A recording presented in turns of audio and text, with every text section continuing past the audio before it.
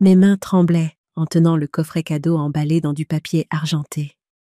Derrière moi, mon mari depuis 45 ans se tenait figé dans son costume fraîchement repassé. Les mots m'ont frappé comme de l'eau glacée versée dans mon dos. « Maman, papa, vous n'êtes pas invités? C'est ma journée. S'il vous plaît, partez. » Elle n'avait aucune idée que nous pouvions tout annuler avec quelques appels téléphoniques. Avant le coucher du soleil, son mariage parfait s'effondrerait autour d'elle et elle apprendrait ce qui arrive quand on rejette les parents qui ont tout sacrifié pour vous. « Le contrat de la salle de réception est à ton nom, » murmura Gérard, sa voix tremblante d'incrédulité. J'ai hoché la tête en silence, toujours fixé sur l'expression froide de notre fille. Comment avions-nous pu élever quelqu'un qui nous ferait ça après tout ce que nous lui avions donné? Je me souviens d'avoir vérifié une dernière fois mon apparence dans le miroir du couloir avant de partir pour le mariage. Mes cheveux étaient fraîchement coiffés, une folie à 80 € que je m'accordais rarement. La robe bleu pâle avait été soigneusement choisie pour compléter les couleurs du mariage sans attirer l'attention. Gérard ajusta sa cravate, la même qu'il avait portée à la remise de diplôme universitaire d'Olivia. « Est-ce que ça va ?» demandai-je en lissant des plis imaginaires sur ma jupe. « Magnifique, comme toujours, Hélène, » dit-il, avec ce sourire qui me réchauffait encore après toutes ces années. Sur la console du couloir se trouvait le coffret argenté contenant le collier de ma mère. 3 générations de femmes de la famille l'avaient importé le jour de leur mariage. J'avais nettoyé et poli le pendentif antique en argent et perles jusqu'à ce qu'il brille. J'imaginais le visage d'Olivia en l'ouvrant, peut-être un rare moment d'émotion de la part de notre fille de plus en plus distante. Le trajet jusqu'au jardin du lac était rempli de conversations légères et de souvenirs. « Tu te souviens quand Olivia nous faisait ses cartes en papier de construction ?» gloussa Gérard. Celles où elle traçait sa main pour faire une dinde pour Noël et insistait pour que nous les affichions sur le frigo jusqu'à ce qu'elles tombent en morceaux. Ajoutai-je, souriant au souvenir de notre petite fille, avec ses couettes et son enthousiasme débordant. Où était passée cette petite fille? Quand s'était-elle transformée en cette femme qui répondait à peine à nos appels? Nous sommes arrivés au lieu de la réception, l'élégant domaine que Gérard et moi avions payé avec son plan d'épargne retraite. 30 000 € rien que pour la salle. Les fleurs, le traiteur, le photographe, l'orchestre, tous portaient nos signatures sur les contrats. Même l'organisatrice de mariage avait été notre suggestion quand Olivia s'était sentie dépassée par les détails. Alors que nous marchions vers l'espace de la cérémonie, une jeune femme avec un presse-papier s'est approchée. « Vous devez être Monsieur et Madame Dubois, les parents d'Olivia, n'est-ce pas? »« Oui, c'est nous, » répondit chaleureusement Gérard. « Olivia m'a demandé de vous amener à elle dès votre arrivée.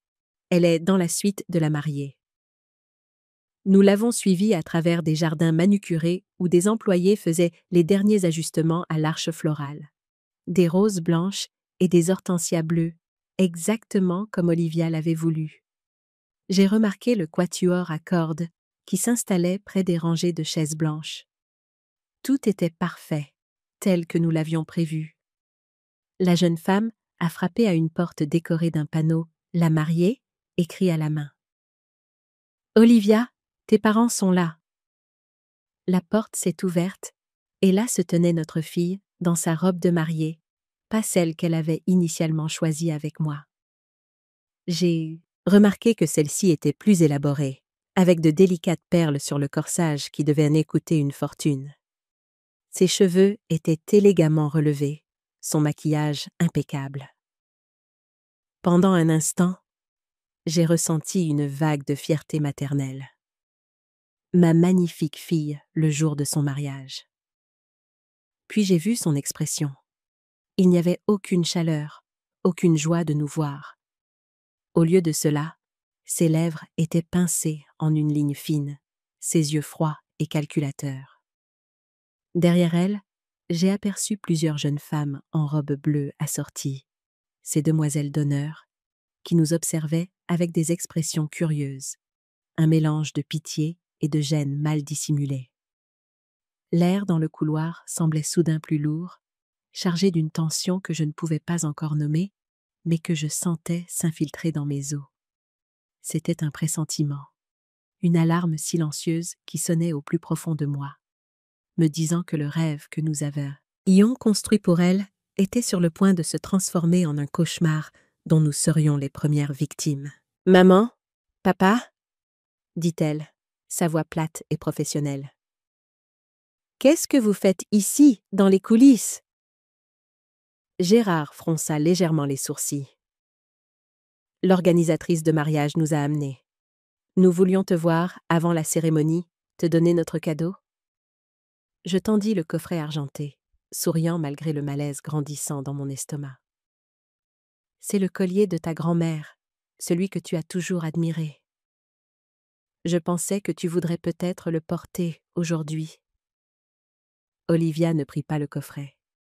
Au lieu de cela, elle sortit dans le couloir, tirant la porte presque complètement fermée derrière elle. « Écoutez, » dit-elle en baissant la voix.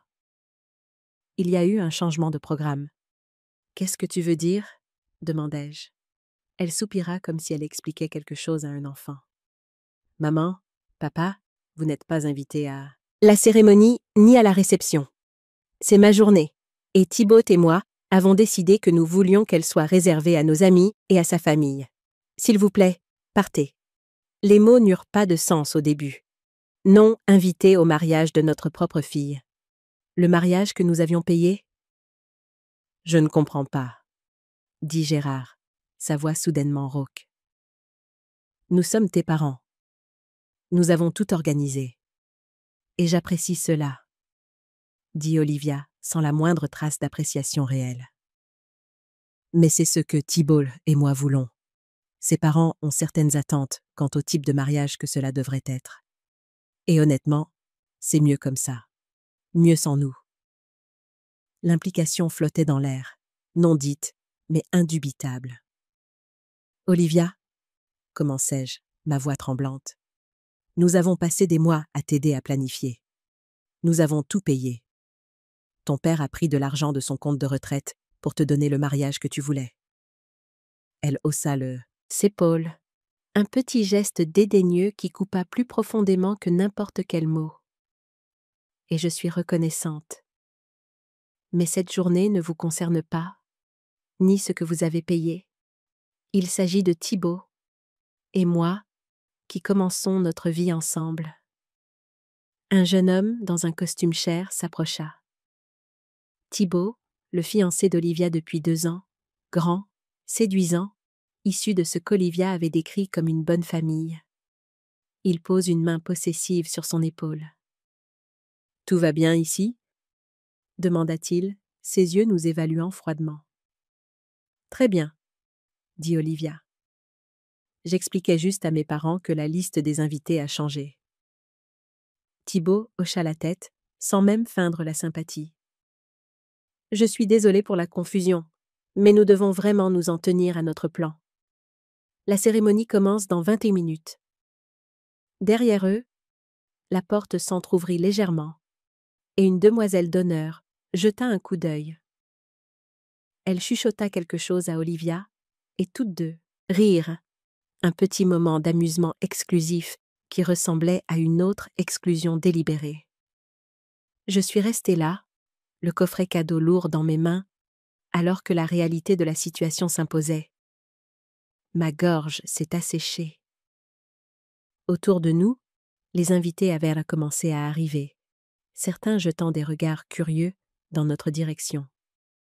Une femme, la mère de Thibaut, réalisai-je d'après les photos qu'Olivia nous avait montrées, me lança un regard que je ne pouvais oublier. Un mélange de surprise et de légère irritation, comme si nous étions des étrangers non invités causant une scène. Elle savait qui nous étions. Elle devait le savoir. Pourtant, elle se détourna sans un signe de reconnaissance, guidant un couple âgé vers les places assises. Son indifférence était une gifle silencieuse, plus cruelle encore que les mots d'Olivia. C'était une confirmation tacite que nous n'étions pas seulement exclus, mais effacés de ce tableau qu'ils peignaient avec tant de soin. Leur sourire poli, leurs gestes gracieux, tout cela faisait partie d'une performance dont nous n'étions plus que les spectateurs indésirables. « Vous devriez partir » dit Olivia, se tournant déjà vers la suite de la mariée. « L'organisatrice peut vous montrer une sortie de service pour ne pas déranger les invités qui arrivent. J'ai regardé notre fille, vraiment regardé. Son visage était calme, pas en colère, pas en conflit, pas triste, juste vide, complètement vide, comme si nous étions un problème mineur qu'elle devait résoudre avant de retourner à sa journée importante. Gérard se tenait à côté de moi, silencieux.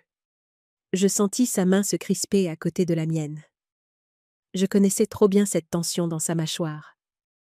Le genre d'immobilité qu'il maintenait quand il essayait de ne pas montrer sa douleur. J'ai pensé à tous les moments qui avaient mené à cette trahison. Le jour où Olivia m'a dit de ne pas venir, ir à son essayage de robe. « Ce sera un peu juste, maman.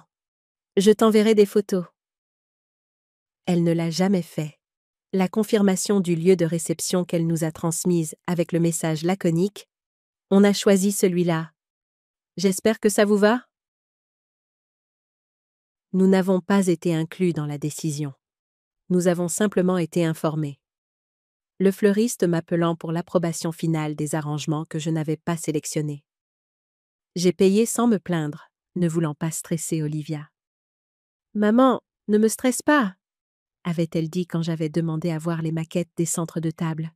« Je veux juste profiter. » Et j'avais laissé tomber, comme je laissais tout tomber, parce que je pensais que c'est ce que fait une mère. Et maintenant, elle nous disait de partir devant tout le monde, comme si nous étions des invités non désirés qui s'étaient incrustés à son mariage. Olivia se retourna et s'éloigna, rejoignant ses demoiselles d'honneur. La porte se referma avec un léger clic qui, d'une manière ou d'une autre, sembla plus définitif qu'un claquement l'aurait été. L'organisatrice de mariage s'approcha, son sourire professionnel vacillant légèrement. « Monsieur et Madame Dubois, si vous voulez bien me suivre, je peux vous montrer une sortie de service. » Gérard retrouva sa voix le premier. « Ce ne sera pas nécessaire. Nous connaissons le chemin. » Nous sommes partis tranquillement, la tête haute, malgré l'humiliation brûlante. Nous sommes passés devant l'arche florale que nous avions payée, devant le camion du traiteur que nous avions arrangé, devant les chaises que nous avions choisies ensemble 6 mois plus tôt. Nous sommes montés dans notre voiture. J'ai tenu le coffret cadeau sur mes genoux, le fixant pendant un long moment. Je n'ai pas pleuré. Pas encore. « Elle nous a jetés », dis-je, à peine plus fort qu'un murmure. Gérard s'adossa sur son siège, ses mains agrippant le volant, bien qu'il n'ait pas démarré le moteur. Nous avons élevé une princesse et obtenu une reine des glaces. Mon cœur se sentit comme s'il se fissurait en deux, mais j'ai hoché la tête.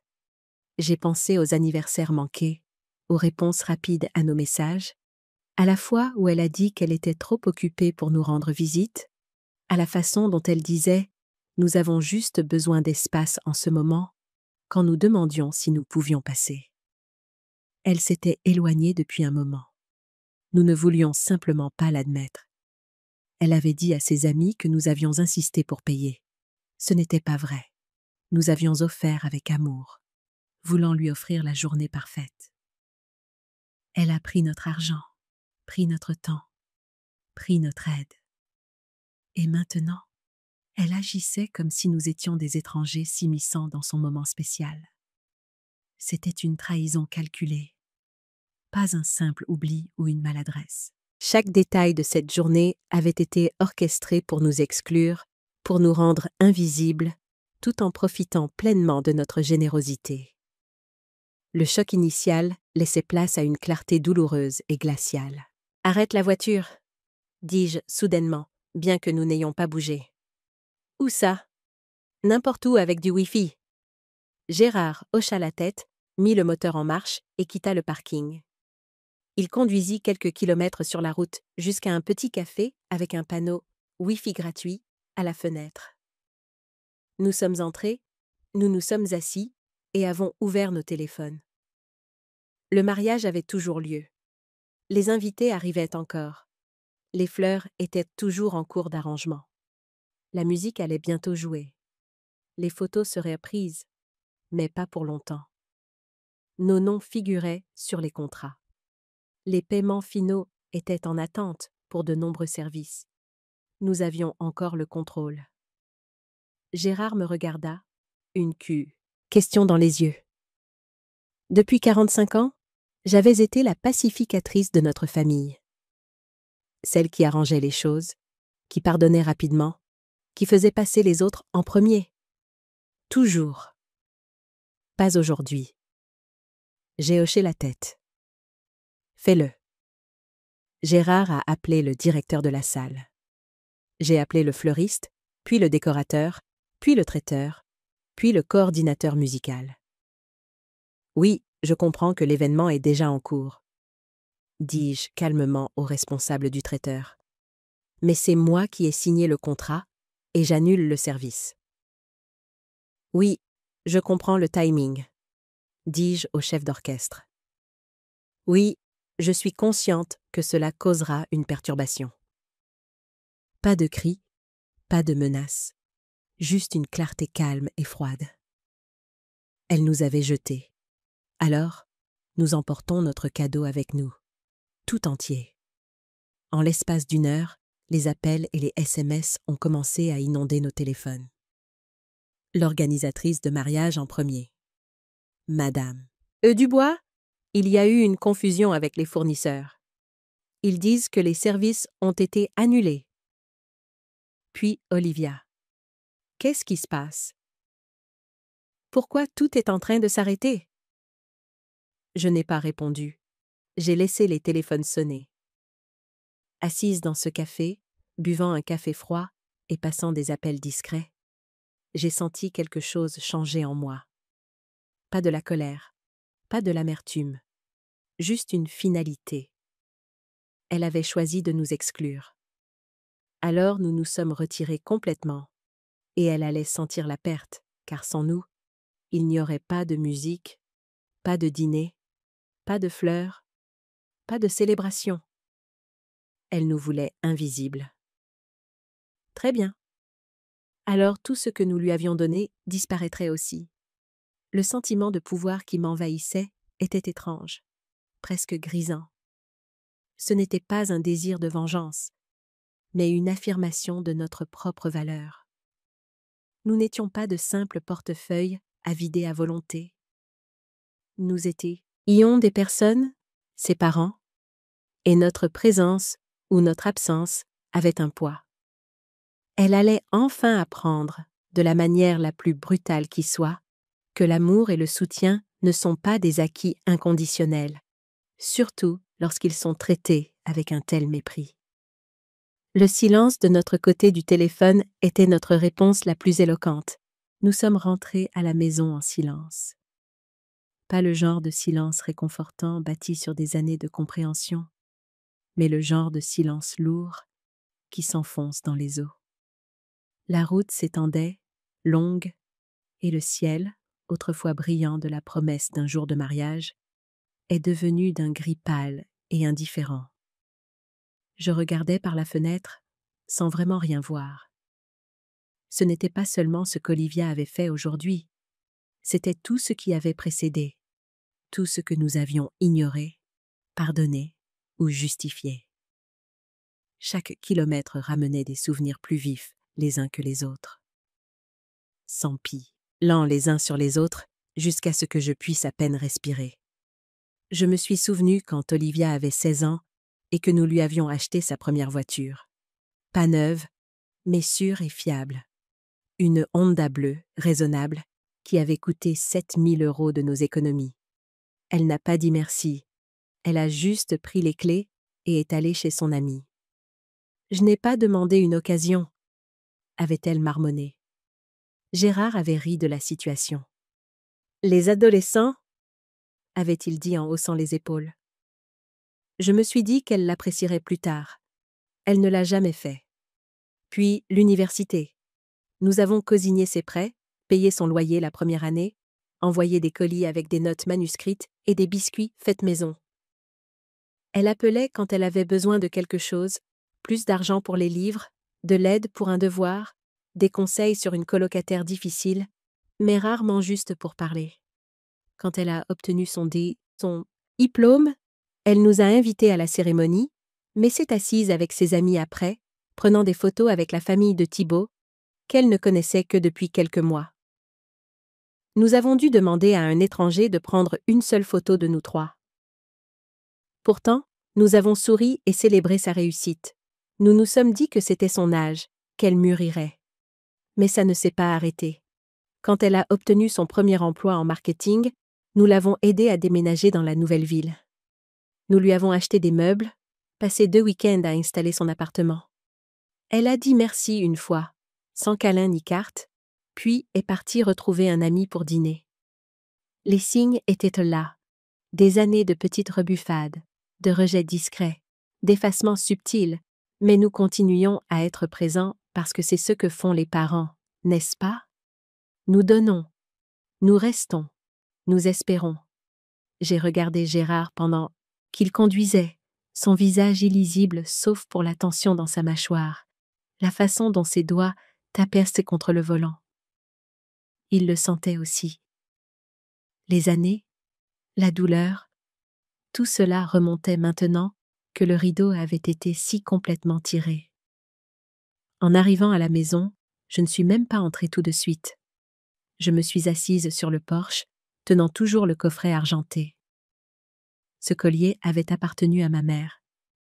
Elle l'avait porté à son mariage. Je l'avais porté au mien. Olivia avait joué avec quand elle était enfant, tournant devant le miroir en disant « Je veux ça quand je me marierai ». Elle n'avait même pas jeté un coup d'œil à la boîte aujourd'hui. Le poids de cet objet dans mes mains était devenu insupportable, non pas à cause de sa valeur matérielle, mais à cause du poids des traditions brisées et des espoirs anéantis qu'il représentait maintenant. C'était un symbole de tout ce que nous pensions transmettre et de tout ce qu'elle avait rejeté sans un regard en arrière. À l'intérieur, j'ai entendu Gérard au téléphone, sa voix calme mais tranchante, alors qu'il annulait les paiements restants.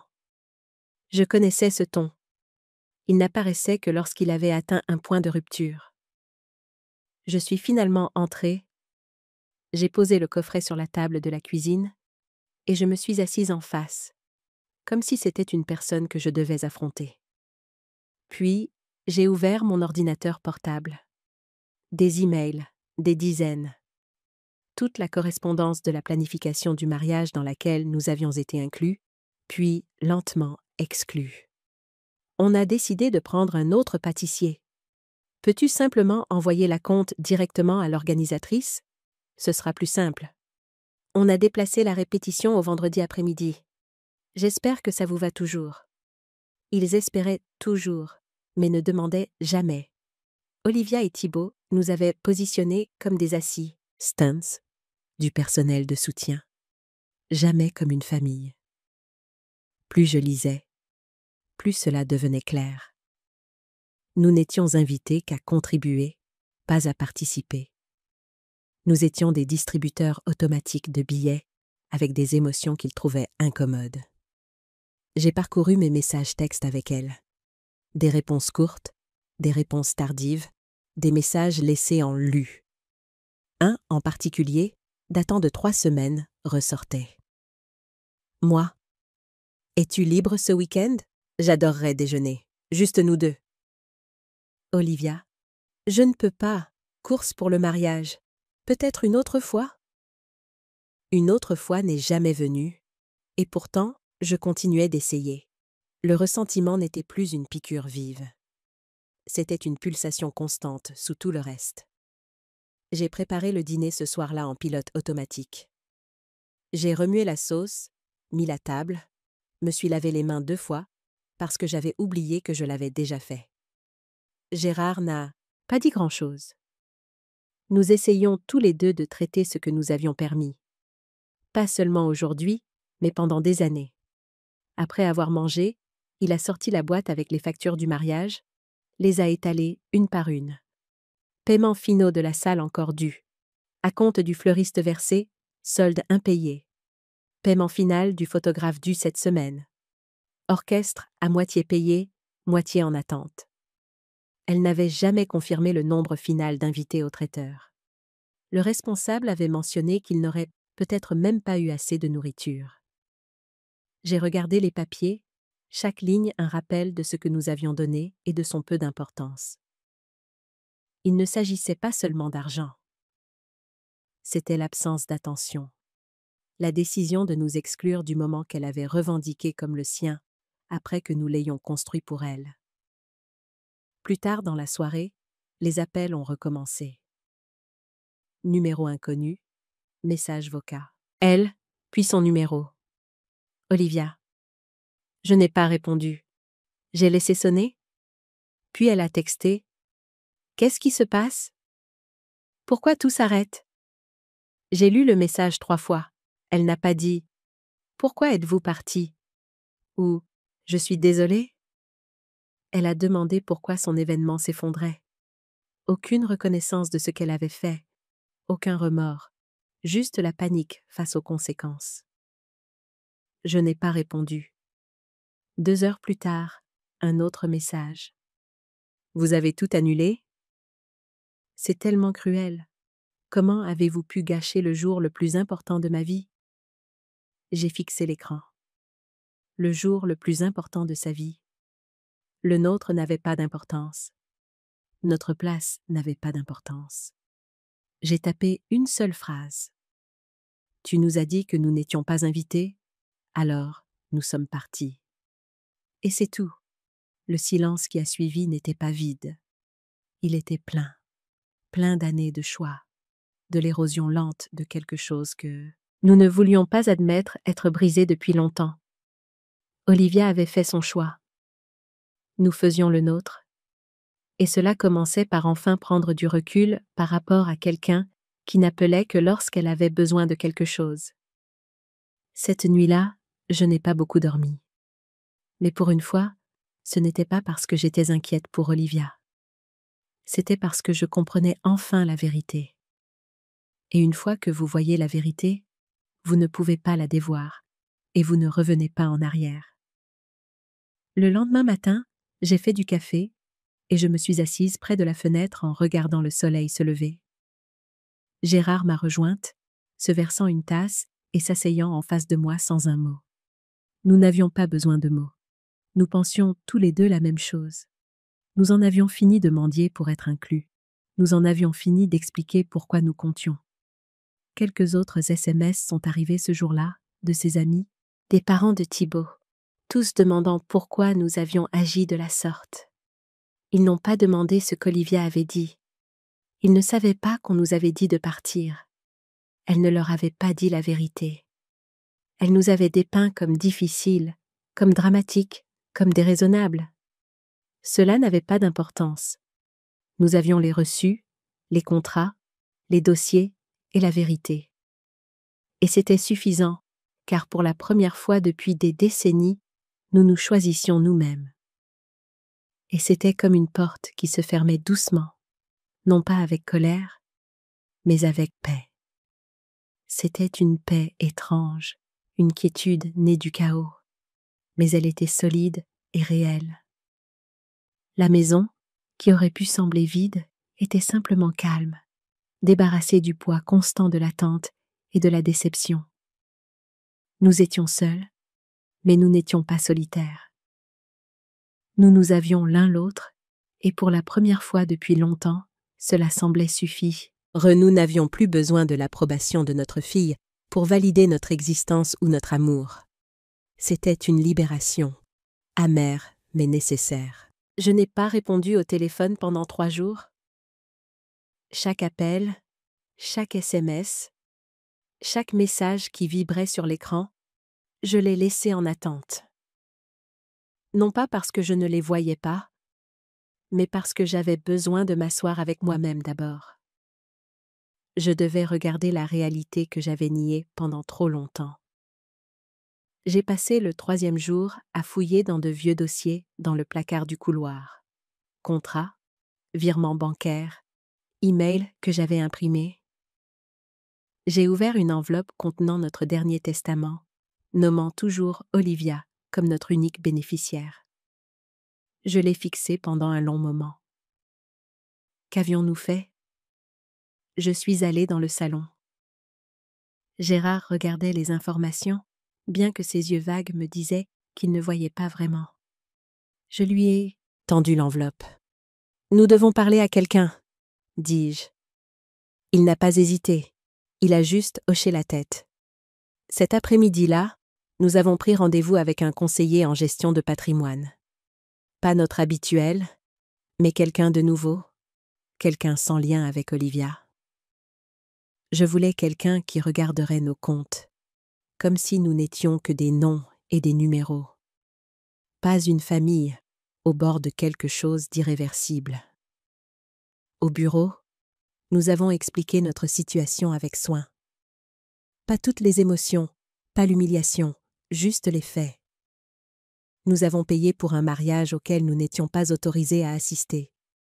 Nous avons été exclus de l'événement, mais nous en étions toujours financièrement responsables. Le conseiller a cligné des yeux. « Et vous voulez savoir comment sécuriser vos actifs à l'avenir ?» ?»« C'est ça, » dis-je. « Et comment limiter l'accès ?» Il a posé des questions sur les comptes joints, sur les documents, NTS financiers partagés. « Elle n'a pas d'accès direct, » dis-je. « Pas directement, » ajouta Gérard, « mais elle est persuasive. Elle sait comment faire passer ça pour une urgence. » Le conseiller sourit. Poli, mais pas chaleureux. Il avait déjà entendu ça. Nous sommes repartis avec un dossier d'options. Structure de fiducie, gel d'urgence, Nouveau Testament.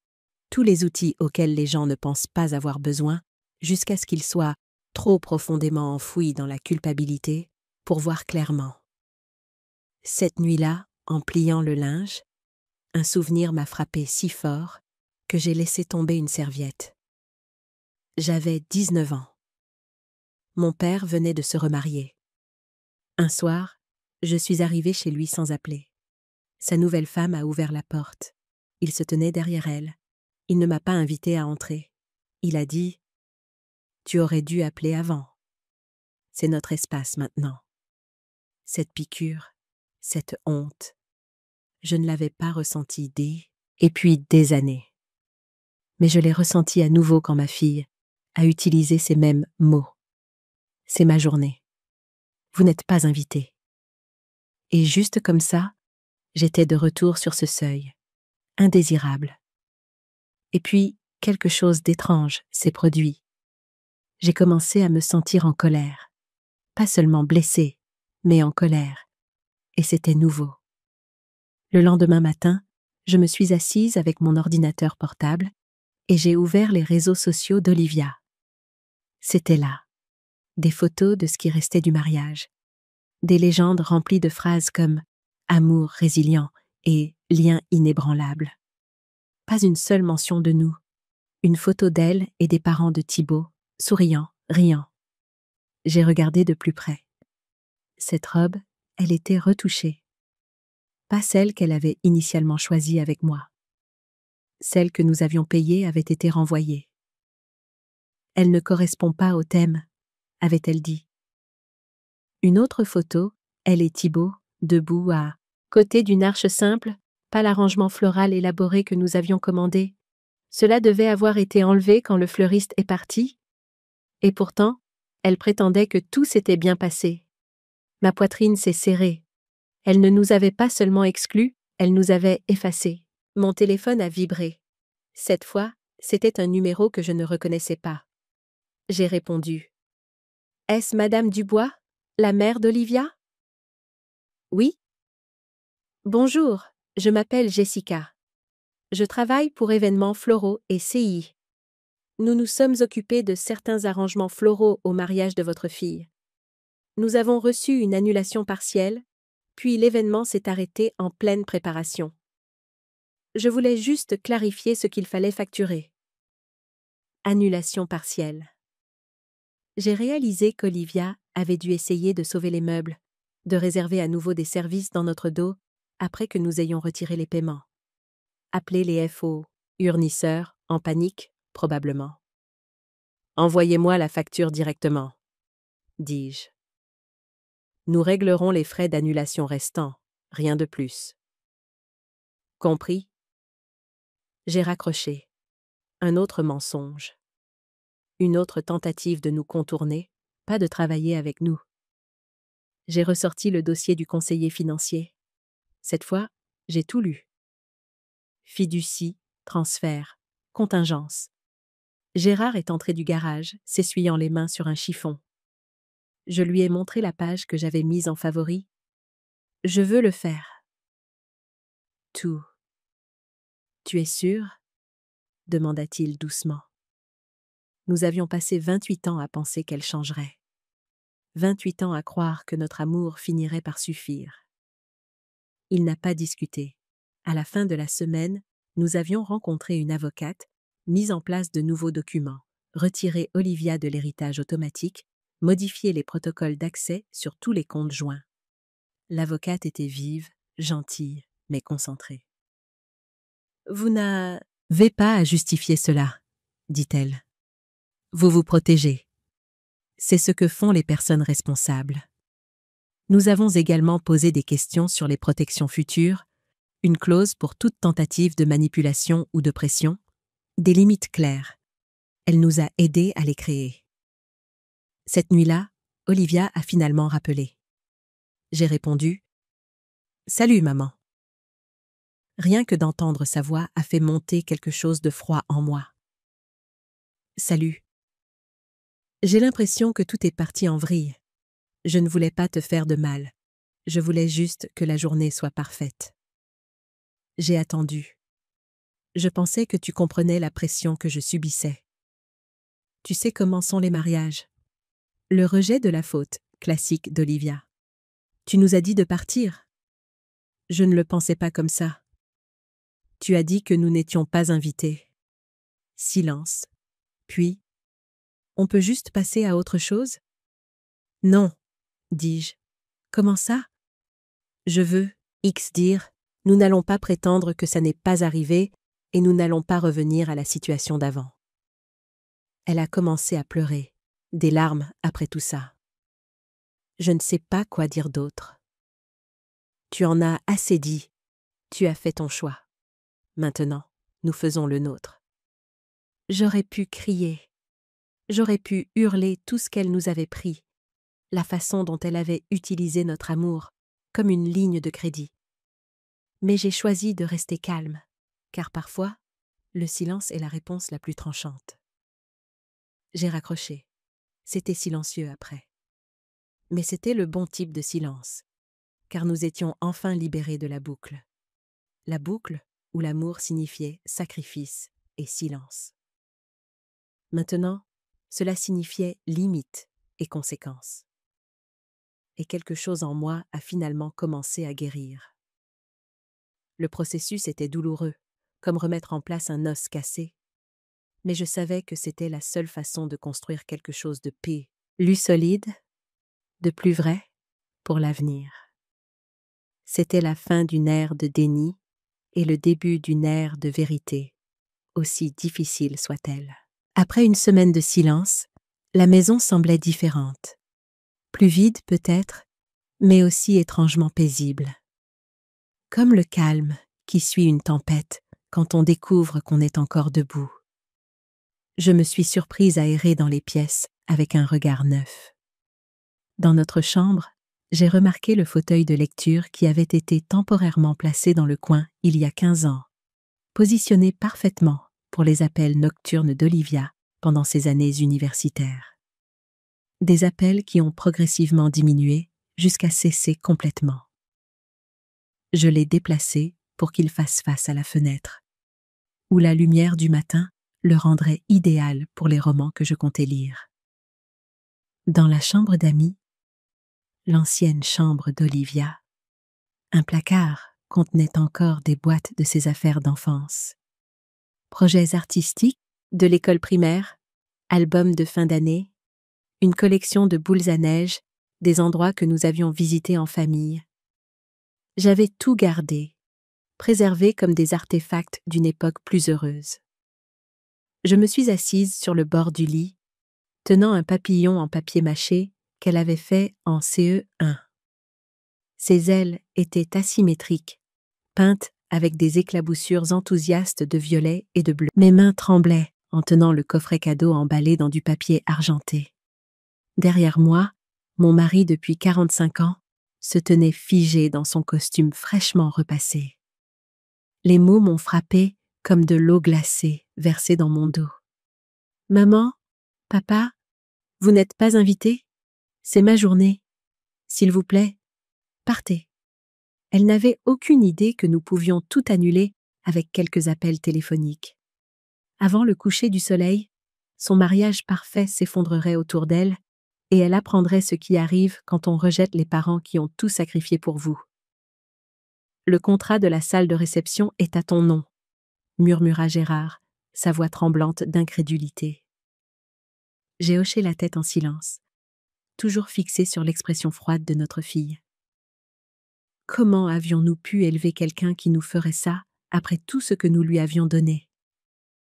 Je me souviens d'avoir vérifié une dernière fois mon apparence dans le miroir du couloir avant de partir pour le mariage. Mes cheveux étaient fraîchement coiffés, une folie à 80 € que je m'accordais rarement. La robe bleu pâle avait été soigneusement choisie pour compléter les couleurs du mariage sans attirer l'attention. Gérard ajusta sa cravate, la même qu'il avait portée à la remise de diplôme universitaire d'Olivia. « Est-ce que ça va ?» demandai-je en lissant des plis imaginaires sur ma jupe.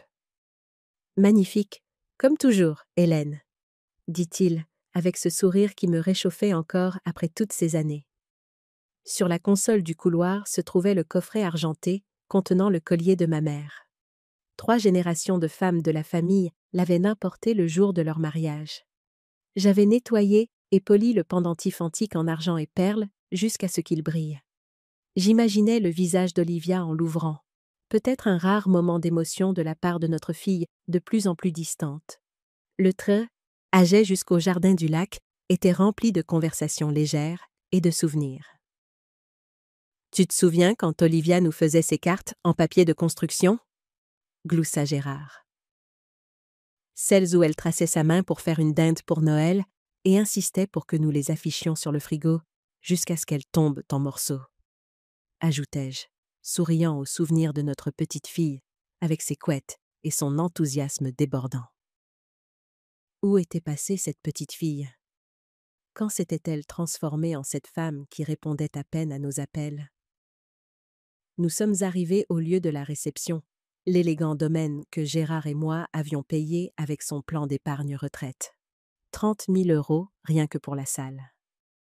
Les fleurs, le traiteur, le photographe, l'orchestre, tous portaient nos signatures sur les contrats.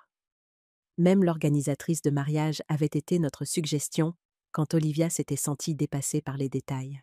Alors que nous marchions vers l'espace de la cérémonie, une jeune femme avec un presse-papier s'est approchée. « Vous devez être Monsieur et Madame Dubois, les parents d'Olivia, n'est-ce pas? »« Oui, c'est nous, » répondit chaleureusement Gérard.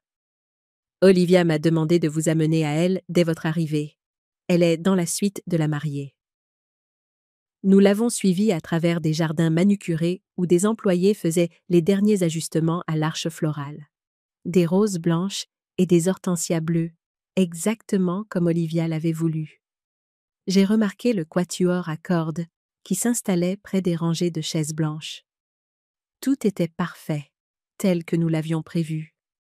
La jeune femme a frappé à une porte décorée d'un panneau « La mariée » écrit à la main. « Olivia, tes parents sont là. » La porte s'est ouverte, et là se tenait notre fille dans sa robe de mariée, pas celle qu'elle avait initialement choisie avec moi. J'ai remarqué que celle-ci était plus élaborée, avec de délicates perles sur le corsage qui devaient en coûter une fortune. Ses cheveux étaient élégamment relevés, son maquillage impeccable. Pendant un instant, J'ai ressenti une vague de fierté maternelle. Ma magnifique fille le jour de son mariage. Puis j'ai vu son expression. Il n'y avait aucune chaleur, aucune joie de nous voir. Au lieu de cela, ses lèvres étaient pincées en une ligne fine, ses yeux froids et calculateurs. Derrière elle, j'ai aperçu plusieurs jeunes femmes en robe bleue assorties, ces demoiselles d'honneur, qui nous observaient avec des expressions curieuses, un mélange de pitié et de gêne mal dissimulée. L'air dans le couloir semblait soudain plus lourd, chargé d'une tension que je ne pouvais pas encore nommer, mais que je sentais s'infiltrer dans mes os. C'était un pressentiment, une alarme silencieuse qui sonnait au plus profond de moi, me disant que le rêve que nous avions construit pour elle était sur le point de se transformer en un cauchemar dont nous serions les premières victimes. « Maman, papa ?» dit-elle, sa voix plate et professionnelle. « Qu'est-ce que vous faites ici, dans les coulisses ?» Gérard fronça légèrement les sourcils. « L'organisatrice de mariage nous a amenés. Nous voulions te voir, avant la cérémonie, te donner notre cadeau. » Je tendis le coffret argenté, souriant malgré le malaise grandissant dans mon estomac. « C'est le collier de ta grand-mère, celui que tu as toujours admiré. Je pensais que tu voudrais peut-être le porter aujourd'hui. » Olivia ne prit pas le coffret. Au lieu de cela, elle sortit dans le couloir, tirant la porte presque complètement fermée derrière elle. « Écoutez, » dit-elle en baissant la voix. « Il y a eu un changement de programme. »« Qu'est-ce que tu veux dire ?» demandai-je. Elle soupira comme si elle expliquait quelque chose à un enfant. « Maman, papa, vous n'êtes pas invités à la cérémonie ni à la réception. C'est ma journée, et Thibaut et moi avons décidé que nous voulions qu'elle soit réservée à nos amis et à sa famille. S'il vous plaît, partez. » Les mots n'eurent pas de sens au début. Non invité au mariage de notre propre fille. Le mariage que nous avions payé ? « Je ne comprends pas, » dit Gérard, sa voix soudainement rauque. « Nous sommes tes parents. Nous avons tout organisé. Et j'apprécie cela, » dit Olivia, sans la moindre trace d'appréciation réelle. « Mais c'est ce que Thibault et moi voulons. Ses parents ont certaines attentes quant au type de mariage que cela devrait être. Et honnêtement, c'est mieux comme ça. Mieux sans nous. » L'implication flottait dans l'air, non dite, mais indubitable. « Olivia, » commençai-je, ma voix tremblante, « nous avons passé des mois à t'aider à planifier. Nous avons tout payé. Ton père a pris de l'argent de son compte de retraite pour te donner le mariage que tu voulais. » Elle haussa ses épaules, un petit geste dédaigneux qui coupa plus profondément que n'importe quel mot. « Et je suis reconnaissante. Mais cette journée ne vous concerne pas, ni ce que vous avez payé. Il s'agit de Thibaut et moi qui commençons notre vie ensemble. » Un jeune homme dans un costume cher s'approcha. Thibaut, le fiancé d'Olivia depuis 2 ans, grand, séduisant, issu de ce qu'Olivia avait décrit comme une bonne famille. Il pose une main possessive sur son épaule. « Tout va bien ici ?» demanda-t-il, ses yeux nous évaluant froidement. « Très bien, » dit Olivia. J'expliquais juste à mes parents que la liste des invités a changé. Thibaut hocha la tête, sans même feindre la sympathie. « Je suis désolée pour la confusion, mais nous devons vraiment nous en tenir à notre plan. La cérémonie commence dans 21 minutes. » Derrière eux, la porte s'entr'ouvrit légèrement, et une demoiselle d'honneur jeta un coup d'œil. Elle chuchota quelque chose à Olivia, et toutes deux rirent, un petit moment d'amusement exclusif qui ressemblait à une autre exclusion délibérée. Je suis restée là, le coffret cadeau lourd dans mes mains, alors que la réalité de la situation s'imposait. Ma gorge s'est asséchée. Autour de nous, les invités avaient commencé à arriver, certains jetant des regards curieux dans notre direction. Une femme, la mère de Thibaut, réalisai-je d'après les photos qu'Olivia nous avait montrées, me lança un regard que je ne pouvais oublier. Un mélange de surprise et de légère irritation, comme si nous étions des étrangers non invités causant une scène. Elle savait qui nous étions. Elle devait le savoir. Pourtant, elle se détourna sans un signe de reconnaissance, guidant un couple âgé vers les places assises. Son indifférence était une gifle silencieuse, plus cruelle encore que les mots d'Olivia. C'était une confirmation tacite que nous n'étions pas seulement exclus, mais effacés de ce tableau qu'il peignait avec tant de soin. Leur sourire poli, leurs gestes gracieux, tout cela faisait partie d'une performance dont nous n'étions plus que les spectateurs indésirables. « Vous devriez partir » dit Olivia, se tournant déjà vers la suite de la mariée. « L'organisatrice peut vous montrer une sortie de service pour ne pas déranger les invités qui arrivent. J'ai regardé notre fille, vraiment regardé. Son visage était calme, pas en colère, pas en conflit, pas triste, juste vide, complètement vide, comme si nous étions un problème mineur qu'elle devait résoudre avant de retourner à sa journée importante. Gérard se tenait à côté de moi, silencieux. Je sentis sa main se crisper à côté de la mienne. Je connaissais trop bien cette tension dans sa mâchoire. Le genre d'immobilité qu'il maintenait quand il essayait de ne pas montrer sa douleur. J'ai pensé à tous les moments qui avaient mené à cette trahison. Le jour où Olivia m'a dit de ne pas venir, ir à son essayage de robe. « Ce sera un peu juste, maman. Je t'enverrai des photos. » Elle ne l'a jamais fait. La confirmation du lieu de réception qu'elle nous a transmise avec le message laconique « On a choisi celui-là. J'espère que ça vous va ?» Nous n'avons pas été inclus dans la décision. Nous avons simplement été informés. Le fleuriste m'appelant pour l'approbation finale des arrangements que je n'avais pas sélectionnés. J'ai payé sans me plaindre, ne voulant pas stresser Olivia. « Maman, ne me stresse pas !» avait-elle dit quand j'avais demandé à voir les maquettes des centres de table. « Je veux juste profiter. » Et j'avais laissé tomber, comme je laissais tout tomber, parce que je pensais que c'est ce que fait une mère. Et maintenant, elle nous disait de partir devant tout le monde, comme si nous étions des invités non désirés qui s'étaient incrustés à son mariage. Olivia se retourna et s'éloigna, rejoignant ses demoiselles d'honneur. La porte se referma avec un léger clic qui, d'une manière ou d'une autre, sembla plus définitif qu'un claquement l'aurait été. L'organisatrice de mariage s'approcha, son sourire professionnel vacillant légèrement. « Monsieur et Madame Dubois, si vous voulez bien me suivre, je peux vous montrer une sortie de service. » Gérard retrouva sa voix le premier. « Ce ne sera pas nécessaire. Nous connaissons le chemin. » Nous sommes partis tranquillement, la tête haute, malgré l'humiliation brûlante.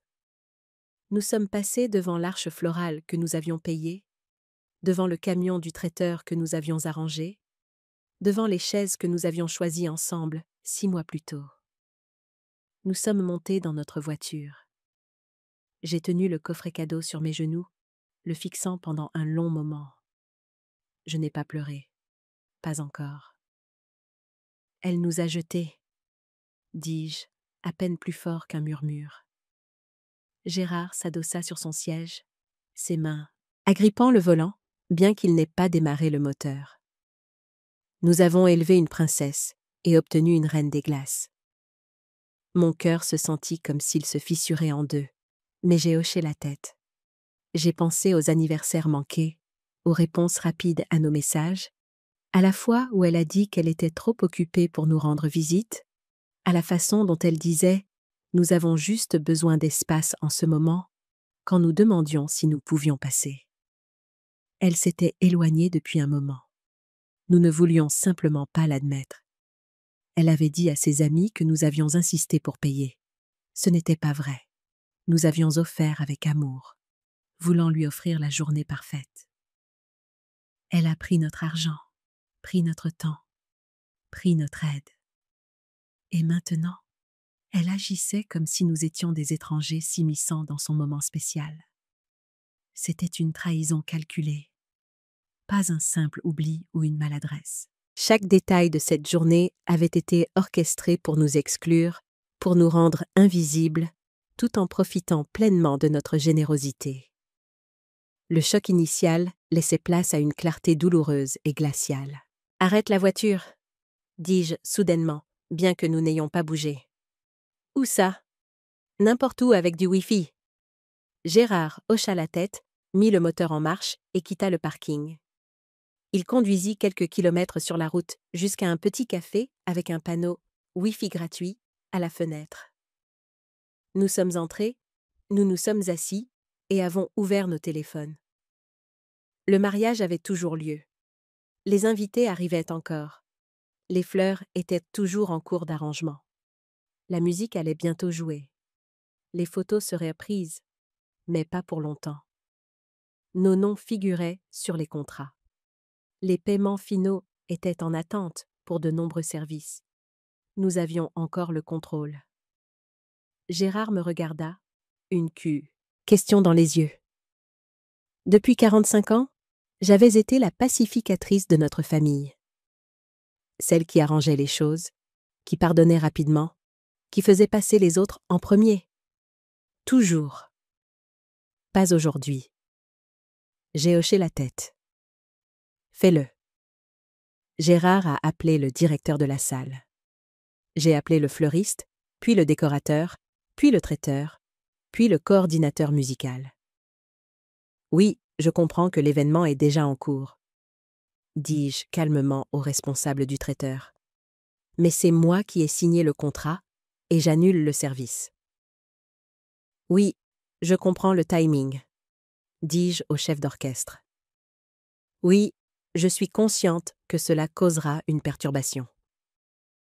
Pas de cris, pas de menaces, juste une clarté calme et froide. Elle nous avait jetés. Alors, nous emportons notre cadeau avec nous, tout entier. En l'espace d'une heure, les appels et les SMS ont commencé à inonder nos téléphones. L'organisatrice de mariage en premier. Madame Dubois, il y a eu une confusion avec les fournisseurs. Ils disent que les services ont été annulés. Puis Olivia. Qu'est-ce qui se passe? Pourquoi tout est en train de s'arrêter? Je n'ai pas répondu. J'ai laissé les téléphones sonner. Assise dans ce café, buvant un café froid et passant des appels discrets, j'ai senti quelque chose changer en moi. Pas de la colère, pas de l'amertume, juste une finalité. Elle avait choisi de nous exclure. Alors nous nous sommes retirés complètement, et elle allait sentir la perte, car sans nous, il n'y aurait pas de musique, pas de dîner, pas de fleurs, pas de célébration. Elle nous voulait invisibles. Très bien. Alors tout ce que nous lui avions donné disparaîtrait aussi. Le sentiment de pouvoir qui m'envahissait était étrange, presque grisant. Ce n'était pas un désir de vengeance, mais une affirmation de notre propre valeur. Nous n'étions pas de simples portefeuilles à vider à volonté. Nous étions des personnes, ses parents, et notre présence ou notre absence avait un poids. Elle allait enfin apprendre, de la manière la plus brutale qui soit, que l'amour et le soutien ne sont pas des acquis inconditionnels, surtout lorsqu'ils sont traités avec un tel mépris. Le silence de notre côté du téléphone était notre réponse la plus éloquente. Nous sommes rentrés à la maison en silence. Pas le genre de silence réconfortant bâti sur des années de compréhension, mais le genre de silence lourd qui s'enfonce dans les os. La route s'étendait, longue, et le ciel, autrefois brillant de la promesse d'un jour de mariage, est devenu d'un gris pâle et indifférent.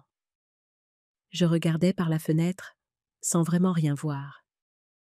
Ce n'était pas seulement ce qu'Olivia avait fait aujourd'hui, c'était tout ce qui avait précédé, tout ce que nous avions ignoré, pardonné ou justifié. Chaque kilomètre ramenait des souvenirs plus vifs les uns que les autres. S'empit, lents les uns sur les autres, jusqu'à ce que je puisse à peine respirer. Je me suis souvenu quand Olivia avait 16 ans, et que nous lui avions acheté sa première voiture. Pas neuve, mais sûre et fiable. Une Honda bleue, raisonnable, qui avait coûté 7 000 € de nos économies. Elle n'a pas dit merci. Elle a juste pris les clés et est allée chez son amie. « Je n'ai pas demandé une occasion », avait-elle marmonné. Gérard avait ri de la situation. « Les adolescents » avait-il dit en haussant les épaules. Je me suis dit qu'elle l'apprécierait plus tard. Elle ne l'a jamais fait. Puis l'université. Nous avons cosigné ses prêts, payé son loyer la première année, envoyé des colis avec des notes manuscrites et des biscuits faits maison. Elle appelait quand elle avait besoin de quelque chose, plus d'argent pour les livres, de l'aide pour un devoir, des conseils sur une colocataire difficile, mais rarement juste pour parler. Quand elle a obtenu son diplôme, elle nous a invités à la cérémonie, mais s'est assise avec ses amis après, prenant des photos avec la famille de Thibaut, qu'elle ne connaissait que depuis quelques mois.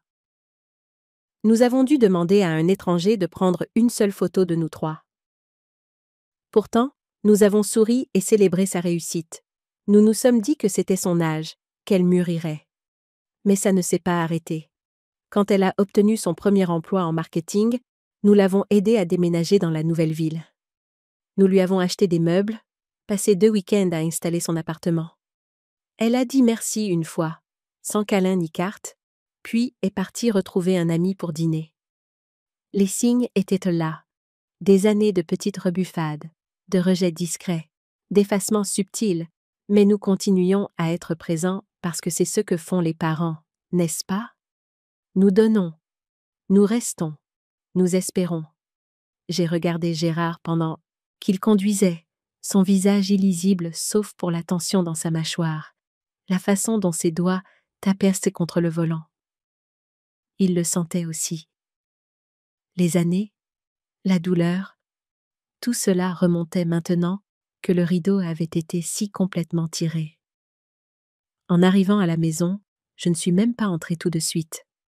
Je me suis assise sur le porche, tenant toujours le coffret argenté. Ce collier avait appartenu à ma mère. Elle l'avait porté à son mariage. Je l'avais porté au mien. Olivia avait joué avec quand elle était enfant, tournant devant le miroir en disant « Je veux ça quand je me marierai ». Elle n'avait même pas jeté un coup d'œil à la boîte aujourd'hui. Le poids de cet objet dans mes mains était devenu insupportable, non pas à cause de sa valeur matérielle, mais à cause du poids des traditions brisées et des espoirs anéantis qu'il représentait maintenant. C'était un symbole de tout ce que nous pensions transmettre et de tout ce qu'elle avait rejeté sans un regard en arrière. À l'intérieur, j'ai entendu Gérard au téléphone, sa voix calme mais tranchante, alors qu'il annulait les paiements restants. Je connaissais ce ton. Il n'apparaissait que lorsqu'il avait atteint un point de rupture. Je suis finalement entrée. J'ai posé le coffret sur la table de la cuisine et je me suis assise en face, comme si c'était une personne que je devais affronter. Puis, j'ai ouvert mon ordinateur portable. Des emails, des dizaines. Toute la correspondance de la planification du mariage dans laquelle nous avions été inclus, puis lentement exclus. On a décidé de prendre un autre pâtissier. Peux-tu simplement envoyer la compte directement à l'organisatrice? Ce sera plus simple. On a déplacé la répétition au vendredi après-midi. J'espère que ça vous va toujours. Ils espéraient toujours, mais ne demandaient jamais. Olivia et Thibaut nous avaient positionnés comme des assis, stunts, du personnel de soutien. Jamais comme une famille. Plus je lisais, plus cela devenait clair. Nous n'étions invités qu'à contribuer, pas à participer. Nous étions des distributeurs automatiques de billets avec des émotions qu'ils trouvaient incommodes. J'ai parcouru mes messages textes avec elle. Des réponses courtes, des réponses tardives, des messages laissés en lu. Un, en particulier, datant de 3 semaines, ressortait. « Moi, es-tu libre ce week-end? J'adorerais déjeuner. Juste nous deux. » Olivia, « Je ne peux pas. Course pour le mariage. Peut-être une autre fois? » Une autre fois n'est jamais venue, et pourtant, Je continuais d'essayer. Le ressentiment n'était plus une piqûre vive. C'était une pulsation constante sous tout le reste. J'ai préparé le dîner ce soir-là en pilote automatique. J'ai remué la sauce, mis la table, me suis lavé les mains 2 fois, parce que j'avais oublié que je l'avais déjà fait. Gérard n'a pas dit grand-chose. Nous essayions tous les deux de traiter ce que nous avions permis. Pas seulement aujourd'hui, mais pendant des années. Après avoir mangé, il a sorti la boîte avec les factures du mariage, les a étalées une par une. Paiement finaux de la salle encore dû. Acompte du fleuriste versé, solde impayé. Paiement final du photographe dû cette semaine. Orchestre à moitié payé, moitié en attente. Elle n'avait jamais confirmé le nombre final d'invités au traiteur. Le responsable avait mentionné qu'il n'aurait peut-être même pas eu assez de nourriture. J'ai regardé les papiers, chaque ligne un rappel de ce que nous avions donné et de son peu d'importance. Il ne s'agissait pas seulement d'argent. C'était l'absence d'attention. La décision de nous exclure du moment qu'elle avait revendiqué comme le sien, après que nous l'ayons construit pour elle. Plus tard dans la soirée, les appels ont recommencé. Numéro inconnu, message vocal. Elle, puis son numéro. Olivia. Je n'ai pas répondu. J'ai laissé sonner. Puis elle a texté. Qu'est-ce qui se passe? Pourquoi tout s'arrête? J'ai lu le message 3 fois. Elle n'a pas dit « Pourquoi êtes-vous parti ?» ou « Je suis désolée ?» Elle a demandé pourquoi son événement s'effondrait. Aucune reconnaissance de ce qu'elle avait fait, aucun remords, juste la panique face aux conséquences. Je n'ai pas répondu. 2 heures plus tard, un autre message. « Vous avez tout annulé? C'est tellement cruel. Comment avez-vous pu gâcher le jour le plus important de ma vie? » J'ai fixé l'écran. Le jour le plus important de sa vie. Le nôtre n'avait pas d'importance. Notre place n'avait pas d'importance. J'ai tapé une seule phrase. Tu nous as dit que nous n'étions pas invités, alors nous sommes partis. Et c'est tout. Le silence qui a suivi n'était pas vide. Il était plein. Plein d'années de choix, de l'érosion lente de quelque chose que nous ne voulions pas admettre être brisé depuis longtemps. Olivia avait fait son choix. Nous faisions le nôtre. Et cela commençait par enfin prendre du recul par rapport à quelqu'un qui n'appelait que lorsqu'elle avait besoin de quelque chose. Cette nuit-là, je n'ai pas beaucoup dormi. Mais pour une fois, ce n'était pas parce que j'étais inquiète pour Olivia. C'était parce que je comprenais enfin la vérité. Et une fois que vous voyez la vérité, vous ne pouvez pas la dévoir, et vous ne revenez pas en arrière. Le lendemain matin, j'ai fait du café, et je me suis assise près de la fenêtre en regardant le soleil se lever. Gérard m'a rejointe, se versant une tasse et s'asseyant en face de moi sans un mot. Nous n'avions pas besoin de mots. Nous pensions tous les deux la même chose. Nous en avions fini de mendier pour être inclus. Nous en avions fini d'expliquer pourquoi nous comptions. Quelques autres SMS sont arrivés ce jour-là, de ses amis, des parents de Thibaut, tous demandant pourquoi nous avions agi de la sorte. Ils n'ont pas demandé ce qu'Olivia avait dit. Ils ne savaient pas qu'on nous avait dit de partir. Elle ne leur avait pas dit la vérité. Elle nous avait dépeints comme difficiles, comme dramatiques, comme déraisonnables. Cela n'avait pas d'importance. Nous avions les reçus, les contrats, les dossiers et la vérité. Et c'était suffisant, car pour la première fois depuis des décennies, nous nous choisissions nous-mêmes. Et c'était comme une porte qui se fermait doucement, non pas avec colère, mais avec paix. C'était une paix étrange, une quiétude née du chaos, mais elle était solide et réelle. La maison, qui aurait pu sembler vide, était simplement calme, débarrassée du poids constant de l'attente et de la déception. Nous étions seuls, mais nous n'étions pas solitaires. Nous nous avions l'un l'autre, et pour la première fois depuis longtemps, cela semblait suffire. Nous n'avions plus besoin de l'approbation de notre fille pour valider notre existence ou notre amour. C'était une libération, amère mais nécessaire. Je n'ai pas répondu au téléphone pendant 3 jours. Chaque appel, chaque SMS, chaque message qui vibrait sur l'écran, je les laissais en attente. Non pas parce que je ne les voyais pas, mais parce que j'avais besoin de m'asseoir avec moi-même d'abord. Je devais regarder la réalité que j'avais niée pendant trop longtemps. J'ai passé le 3e jour à fouiller dans de vieux dossiers dans le placard du couloir. Contrats, virements bancaires, emails que j'avais imprimés. J'ai ouvert une enveloppe contenant notre dernier testament, nommant toujours Olivia comme notre unique bénéficiaire. Je l'ai fixé pendant un long moment. Qu'avions-nous fait? Je suis allée dans le salon. Gérard regardait les informations, bien que ses yeux vagues me disaient qu'il ne voyait pas vraiment. Je lui ai tendu l'enveloppe. « Nous devons parler à quelqu'un, » dis-je. Il n'a pas hésité. Il a juste hoché la tête. Cet après-midi-là, nous avons pris rendez-vous avec un conseiller en gestion de patrimoine. Pas notre habituel, mais quelqu'un de nouveau, quelqu'un sans lien avec Olivia. Je voulais quelqu'un qui regarderait nos comptes, comme si nous n'étions que des noms et des numéros. Pas une famille au bord de quelque chose d'irréversible. Au bureau, nous avons expliqué notre situation avec soin. Pas toutes les émotions, pas l'humiliation, juste les faits. Nous avons payé pour un mariage auquel nous n'étions pas autorisés à assister. Nous avons été exclus de l'événement, mais nous en étions toujours financièrement responsables. Le conseiller a cligné des yeux.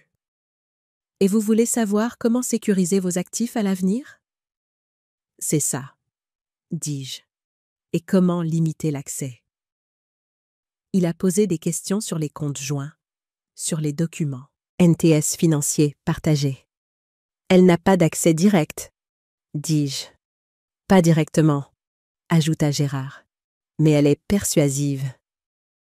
Elle sait comment faire passer ça pour une urgence. » Le conseiller sourit.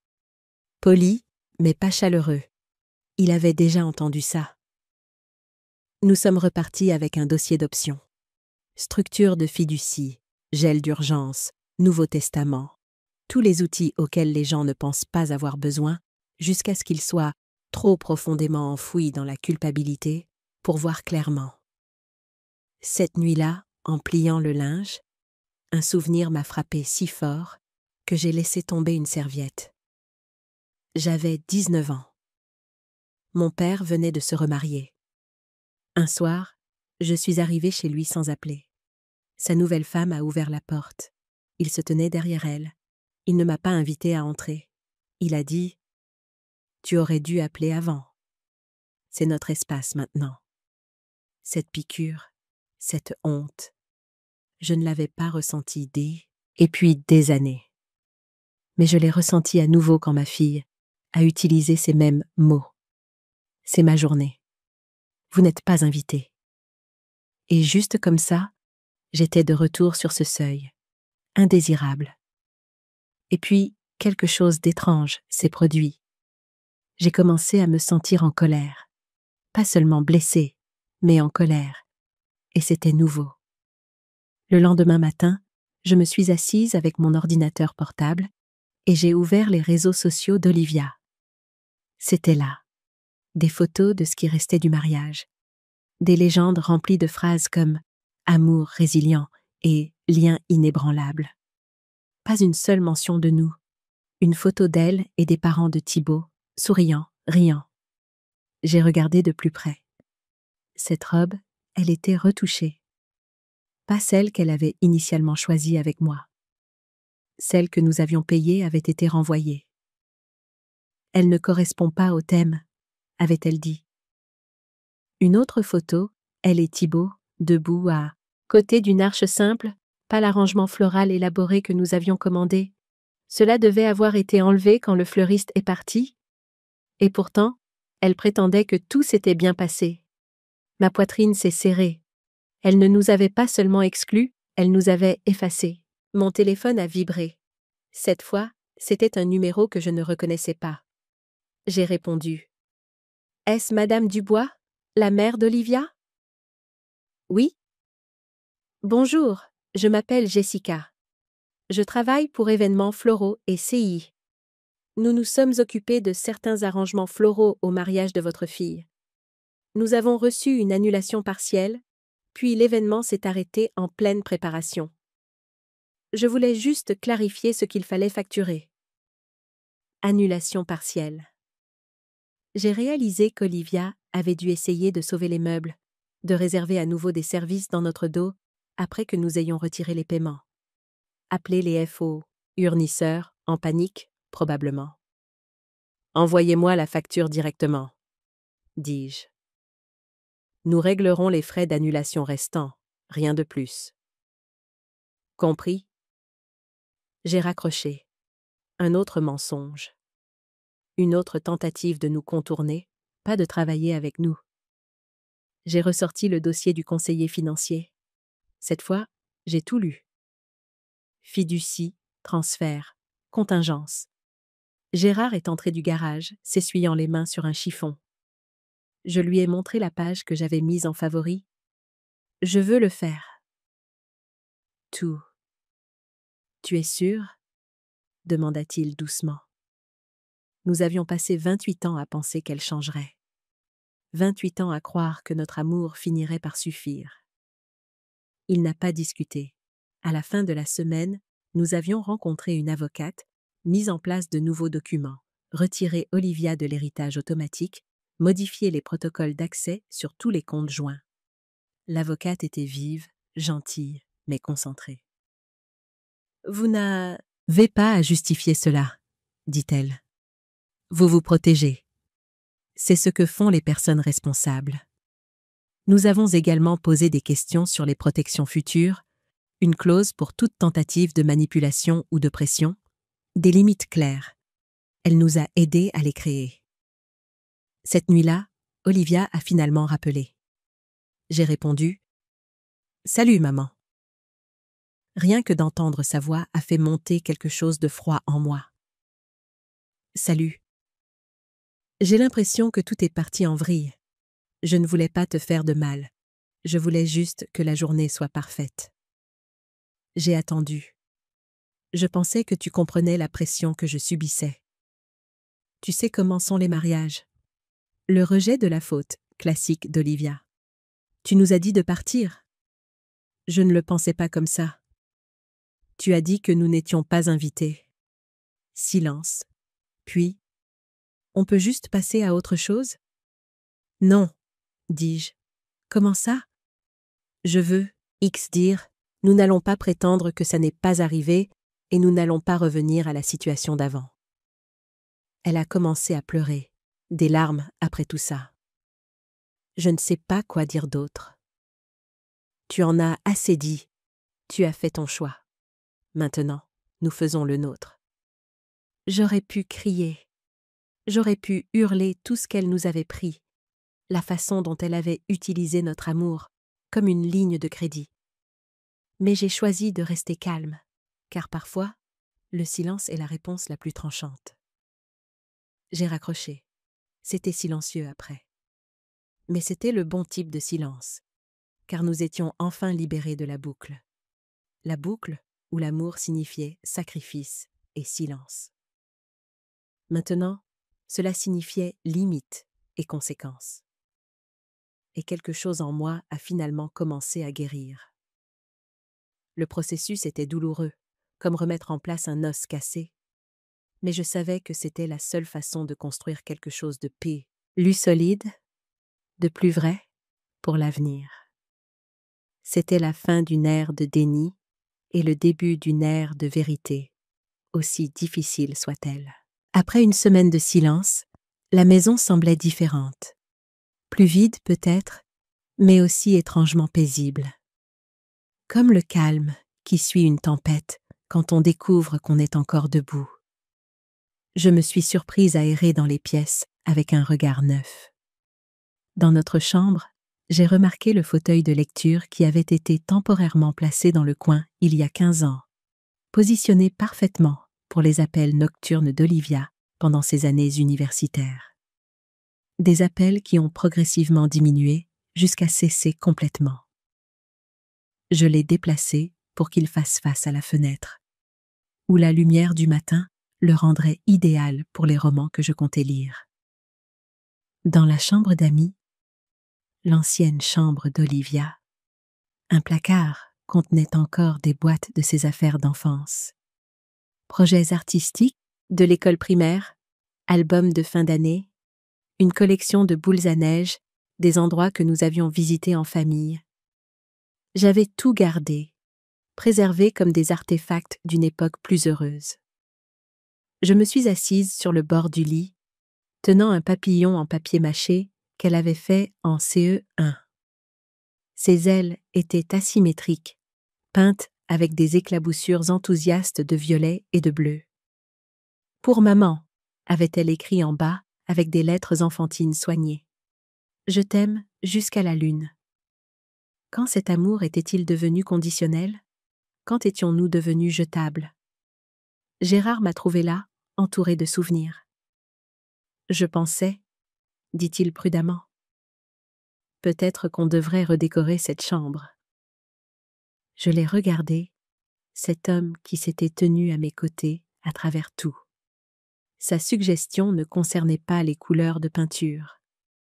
Il s'agissait de se réapproprier l'espace, physique et émotionnel.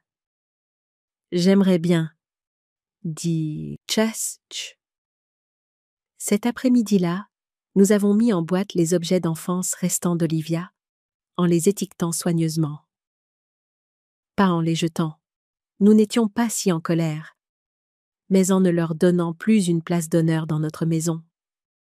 Nous les stockerions dans le grenier, disponibles si jamais elle les voulait, mais ne définissant plus notre espace de vie. C'était un petit acte, mais il semblait significatif, comme la première étape d'un voyage de retour vers nous-mêmes. Le lendemain matin, je me suis réveillée plus tôt que d'habitude. Gérard dormait encore, sa respiration profonde et régulière. Je me suis glissée hors du lit, j'ai fait du café et j'ai pris ma tasse sur la terrasse arrière. Le jardin avait besoin d'attention. Des mauvaises herbes avaient poussé entre les hostas et les rosiers devaient être taillés. Je n'y avais pas passé beaucoup de temps dernièrement. La planification du mariage avait consumé chaque moment libre pendant des mois. Avant cela, c'était aider Olivia à déménager dans son appartement. Avant cela, autre chose. Toujours autre chose. J'ai posé mon café, j'ai enfilé des gants de jardinage et je me suis agenouillée dans la terre meuble. Il y avait quelque chose de méditatif à arracher les mauvaises herbes, à identifier ce qui n'appartenait pas, à l'enlever soigneusement, racines et tout, pour l'empêcher de revenir, faisant de la place pour ce que l'on voulait vraiment faire pousser. Le parallèle avec notre situation n'était pas perdu pour moi. Nous étions en train d'arracher les dynamiques toxiques qui avaient étouffé notre famille, en espérant que quelque chose de plus sain puisse enfin prendre racine et s'épanouir. 2 heures plus tard, en sueur et tachée de terre, mais étrangement contente, je suis rentrée pour prendre une douche. Mon téléphone affichait 3 appels manqués. Tous d'Olivia. Pas de messages vocaux, pas de SMS, juste des appels comme si son besoin de parler était urgent, mais pas assez urgent pour laisser un message. J'ai posé le téléphone sans rappeler. Cela aussi, je l'ai senti comme une croissance. Après ma douche, j'ai trouvé Gérard à la table de la cuisine, le journal étalé, ses lunettes de lecture sur le nez. Une vue si familière, si réconfortante dans son ordinaire. Je pensais qu'on pourrait monter au lac de Morvan ce week-end, dit-il, sans lever les yeux. Le chalet devrait être ouvert pour la saison. Ce serait bien de s'évader. Le lac de Morvan, notre refuge préféré. Un petit chalet au bord de l'eau que nous visitions plusieurs fois chaque été. Nous n'y étions pas allés depuis l'année dernière. Olivia avait toujours trouvé des raisons pour lesquelles nous ne devrions pas y aller quand elle pourrait avoir besoin de nous. « Ça a l'air parfait », dis-je. Il leva les yeux alors, un petit sourire jouant au coin de sa bouche. Vraiment? Aucune hésitation à être injoignable pendant quelques jours. Aucune. Et je le pensais. Nous faisions nos valises pour notre week-end quand la sonnette a retenti. Gérard est allé répondre pendant que je pliais un autre pull dans mon sac de voyage. J'ai entendu des voix murmurer. Puis Gérard a appelé « Hélène, tu ferais mieux de descendre. » J'ai descendu les escaliers pour trouver Sophie, ma sœur cadette, dans notre entrée. Sa visite était inattendue. Nous n'avions pas beaucoup parlé ces derniers mois. « Sophie, tout va bien ?» Elle se dandina mal à l'aise.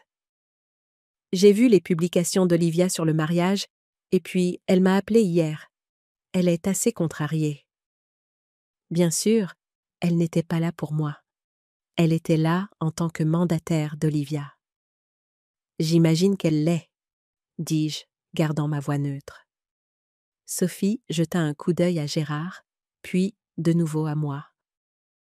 Elle a dit que vous aviez annulé son mariage, que vous aviez retiré tous les fournisseurs à mi-parcours. Les gens parlent, Hélène? Vraiment? Je suis passée devant elle pour aller au salon, lui indiquant de suivre. Et qu'est-ce qu'Olivia t'a dit exactement? Sophie s'assit sur le bord du canapé. Elle a dit que vous vous étiez énervé à propos d'un malentendu et que vous aviez riposté en arrêtant tout, que vous ne supportiez pas de ne pas être le centre de l'attention. Gérard a émis un son, mi-rire, mi-ricanement. J'ai posé une main sur son bras. A-t-elle mentionné nous avoir dit que nous n'étions pas invités? Qu'on nous a demandé de quitter les lieux avant même le début de la cérémonie? L'expression de Sophie a changé. Quoi? Nous sommes arrivés au mariage, le mariage que nous avions entièrement payé, et Olivia nous a dit que nous n'étions pas les bienvenus, que c'était sa journée et que nous devions partir. L'organisatrice de mariage nous a escortés par une sortie de service pour ne pas déranger les autres invités. La bouche de Sophie s'est ouverte, puis refermée. Elle n'a pas dit cette partie. Je ne suis pas surprise. Mais pourquoi ferait-elle ça? J'ai haussé les épaules, le mouvement portant des années de douleur accumulées. Il faudrait lui demander. Mais ce n'était pas un malentendu, c'était très clair. Sophie se pencha en arrière, en train de digérer l'information. Et les fournisseurs? Nos noms étaient sur les contrats, a dit Gérard. Nous avons payé les acomptes. La plupart des paiements finaux étaient en attente. Quand on nous a dit que nous n'étions pas les bienvenus à un événement que nous financions, nous avons annulé ce que nous pouvions légalement. Oh! Sophie est restée silencieuse un moment. Ce n'est pas comme ça qu'elle l'a décrit. J'en suis sûre. Sophie me regarda avec un regard neuf. J'ai toujours pensé que tu étais, je ne sais pas, surprote, actrice avec Olivia, que tu avais du mal à la laisser partir. Elle secoua la tête. Mais c'est différent. Oui, ça l'est. Le soulagement de voir enfin quelqu'un d'autre comprendre, ne serait-ce qu'un peu, était immense. Ce n'était plus seulement notre parole contre la sienne. La vérité commençait à faire son chemin, et c'était un baume sur une blessure encore à vif. Après le départ de Sophie, promettant d'appeler bientôt, Gérard et moi avons fini de faire nos valises en silence. Mais ce n'était pas le silence lourd d'il y a quelques jours. C'était un silence pensif, désencombré. Quelqu'un avait enfin entendu notre version. Quelqu'un avait enfin vu. Le lac de Morvan était magnifique à la fin du printemps. L'eau reflétait le ciel bleu clair et les pins environnants remplissaient l'air de leur parfum propre et vif. Notre chalet était petit, mais confortable.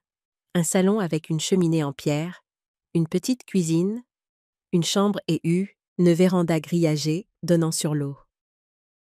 Nous sommes arrivés le vendredi après-midi et avons passé la soirée sur la véranda à regarder le coucher de soleil, peindre le lac dans des tons d'orange et de rose.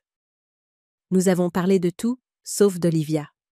Des livres que nous voulions lire, des endroits que nous pourrions visiter, des projets autour de la maison. C'était comme se redécouvrir après une longue absence. Le samedi matin, Gérard est allé à la pêche pendant que je me promenais dans la petite ville voisine. La boulangerie était toujours là, faisant toujours les croissants aux amandes que nous aimions. La librairie avait changé de propriétaire, mais restait charmante et bien approvisionnée. J'ai acheté un roman que je voulais lire et un livre d'histoire locale sur la région du lac.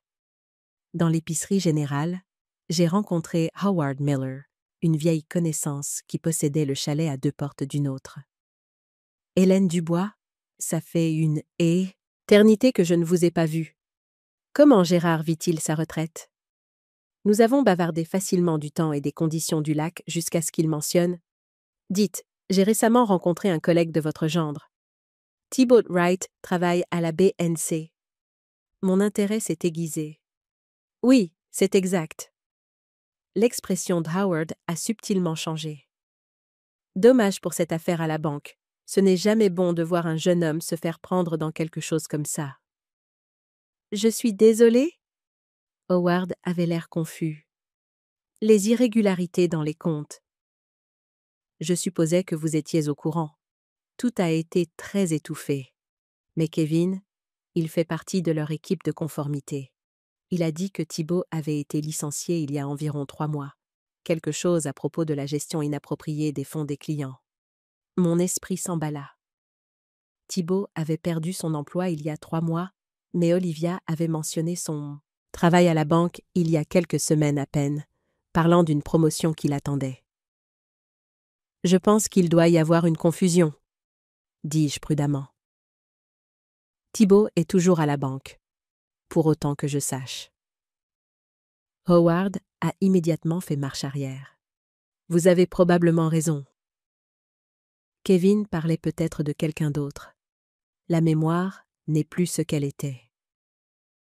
Il a changé de sujet rapidement, mais le mal était fait. Quand je suis retournée au chalet, j'ai trouvé Gérard en train de nettoyer sa prise au bord du lac. « Bonne matinée ?» demanda-t-il, remarquant mon expression. « Intéressante, pour le moins. » J'ai raconté ma conversation avec Howard. Les mains de Gérard se sont immobilisées. Cela expliquerait quelque chose. Le changement soudain des plans de mariage, la précipitation, le besoin pour nous de simplement payer et de ne pas poser de questions. « Tu penses que Thibaut a perdu son emploi et que... » « Ils ne nous l'ont pas dit ?»« Je pense que ça vaut la peine d'enquêter. » Cette révélation potentielle a jeté une lumière crue sur les événements récents. Ce n'était plus une simple question de cruauté ou d'ingratitude. Il y avait peut-être une couche de tromperie et de désespoir que nous n'avions même pas imaginée. La blessure était toujours là. Mais elle était maintenant compliquée par un sentiment de pitié et de dégoût. Ce soir-là, pendant que Gérard préparait le dîner, j'ai fait quelque chose que je n'avais jamais fait auparavant. J'ai cherché Thibaut en ligne, au-delà du coup d'œil superficiel que j'avais jeté sur ses réseaux sociaux quand Olivia a commencé à sortir avec lui. Son profil LinkedIn indiquait toujours la Banque nationale de commerce comme son employeur. Son Instagram montrait des images soigneusement sélectionnées de succès, déjeuner d'affaires, partie de golf, une nouvelle montre. Rien n'indiquait de problème, carrière. Mais en creusant plus profondément, en cherchant des nouvelles sur la banque, j'ai trouvé un petit article datant de 3 mois. La BNC annonce une restructuration interne. Pas de détails, pas de nom. Mais le calendrier correspondait à l'histoire d'Howard. J'ai ensuite cherché les parents de Thibaut, la famille Reynaud, soi-disant de la vieille bourgeoisie. Selon Olivia, le père de Thibaut, Jacques Reynaud, était un banquier d'investissement à la retraite. Sa mère, Marthe, était impliquée dans des œuvres de charité. Leur maison à Bellerive était évaluée à près de 2 millions d'euros. Tout semblait parfait en surface. Mais quelque chose me chiffonnait. J'ai cherché les registres de propriété de Bellerive. La maison des Reynaud avait été refinancée 3 fois au cours des 5 dernières années. L'hypothèque la plus récente datait de seulement 6 mois. Je n'étais pas une experte financière, mais cela semblait excessif pour une famille supposément riche. Puis j'ai trouvé autre chose. Un avis de défaut de paiement datant de 8 mois. Il avait apparemment été résolu, mais quand même, les problèmes financiers semblaient être de famille. Quand Gérard m'a appelé pour le dîner, j'ai fermé mon ordinateur portable, mon esprit tourbillonnant d'implications. Nous avons mangé sur la véranda, regardant les lucioles apparaître alors que le crépuscule s'installait sur le lac. « Je pense qu'ils ont des problèmes financiers », dis-je finalement. Thibaut et ses parents. Gérard hocha lentement la tête. Et ils ont vu Olivia, et par extension nous, comme une solution. Elle a toujours dit que sa famille avait de l'argent, de la vieille bourgeoisie. Peut-être qu'ils en ont eu, autrefois. J'ai pensé au mariage élaboré, au changement soudain de plan, à la robe coûteuse qu'Olivia avait choisie après avoir rejeté celle que nous avions initialement payée. Tout indiquait une tentative désespérée de maintenir les apparences. « Tu penses qu'Olivia est au courant ?» demandai-je. Gérard réfléchit. « Si elle l'est, elle est complice de la tromperie. Si elle ne l'est pas, elle est utilisée, » terminai-je. Tout comme nous. La réalisation n'apporta aucune satisfaction, seulement une douleur creuse. Soit notre fille nous trompait sciemment, soit elle était elle-même trompée. Aucune des deux possibilités n'apportait de réconfort. Le puzzle commençait à s'assembler, et l'image qui en résultait était encore plus laide que nous ne l'avions imaginé. Ce n'était pas seulement une fille ingrate, c'était un réseau de mensonges et de faux-semblants conçus pour nous exploiter. La blessure s'est approfondie, non pas par l'insulte, mais par la prise de conscience de la manipulation froide et calculée. Nous sommes rentrés à la maison le dimanche soir pour trouver un paquet sur notre porche. Pas d'AF. Renchissement. Il avait été livré à la main. À l'intérieur se trouvait une invitation formelle sur un papier cartonné épais de couleur crème. Thibaut et Olivia Reynaud ont le plaisir de vous inviter à un dîner de réconciliation le vendredi 12 juin à 19h au grill de Belle-Rive. Une note manuscrite était jointe. « S'il vous plaît, venez. Nous devons parler. Olivia. » Le grill de Belle-Rive, l'un des restaurants les plus chers de la ville. Un lieu pour les déjeuners d'affaires et les célébrations d'anniversaire. Gérard me rendit l'invitation. « Qu'est-ce que tu en penses ?» J'ai pensé à tout ce que nous avions découvert, aux irrégularités financières, au désastre du mariage, aux années où nous avions été pris pour acquis. Je pense que c'est une autre performance, dis-je. Une autre tentative de gérer la situation sans aborder les vrais problèmes. Il hocha la tête.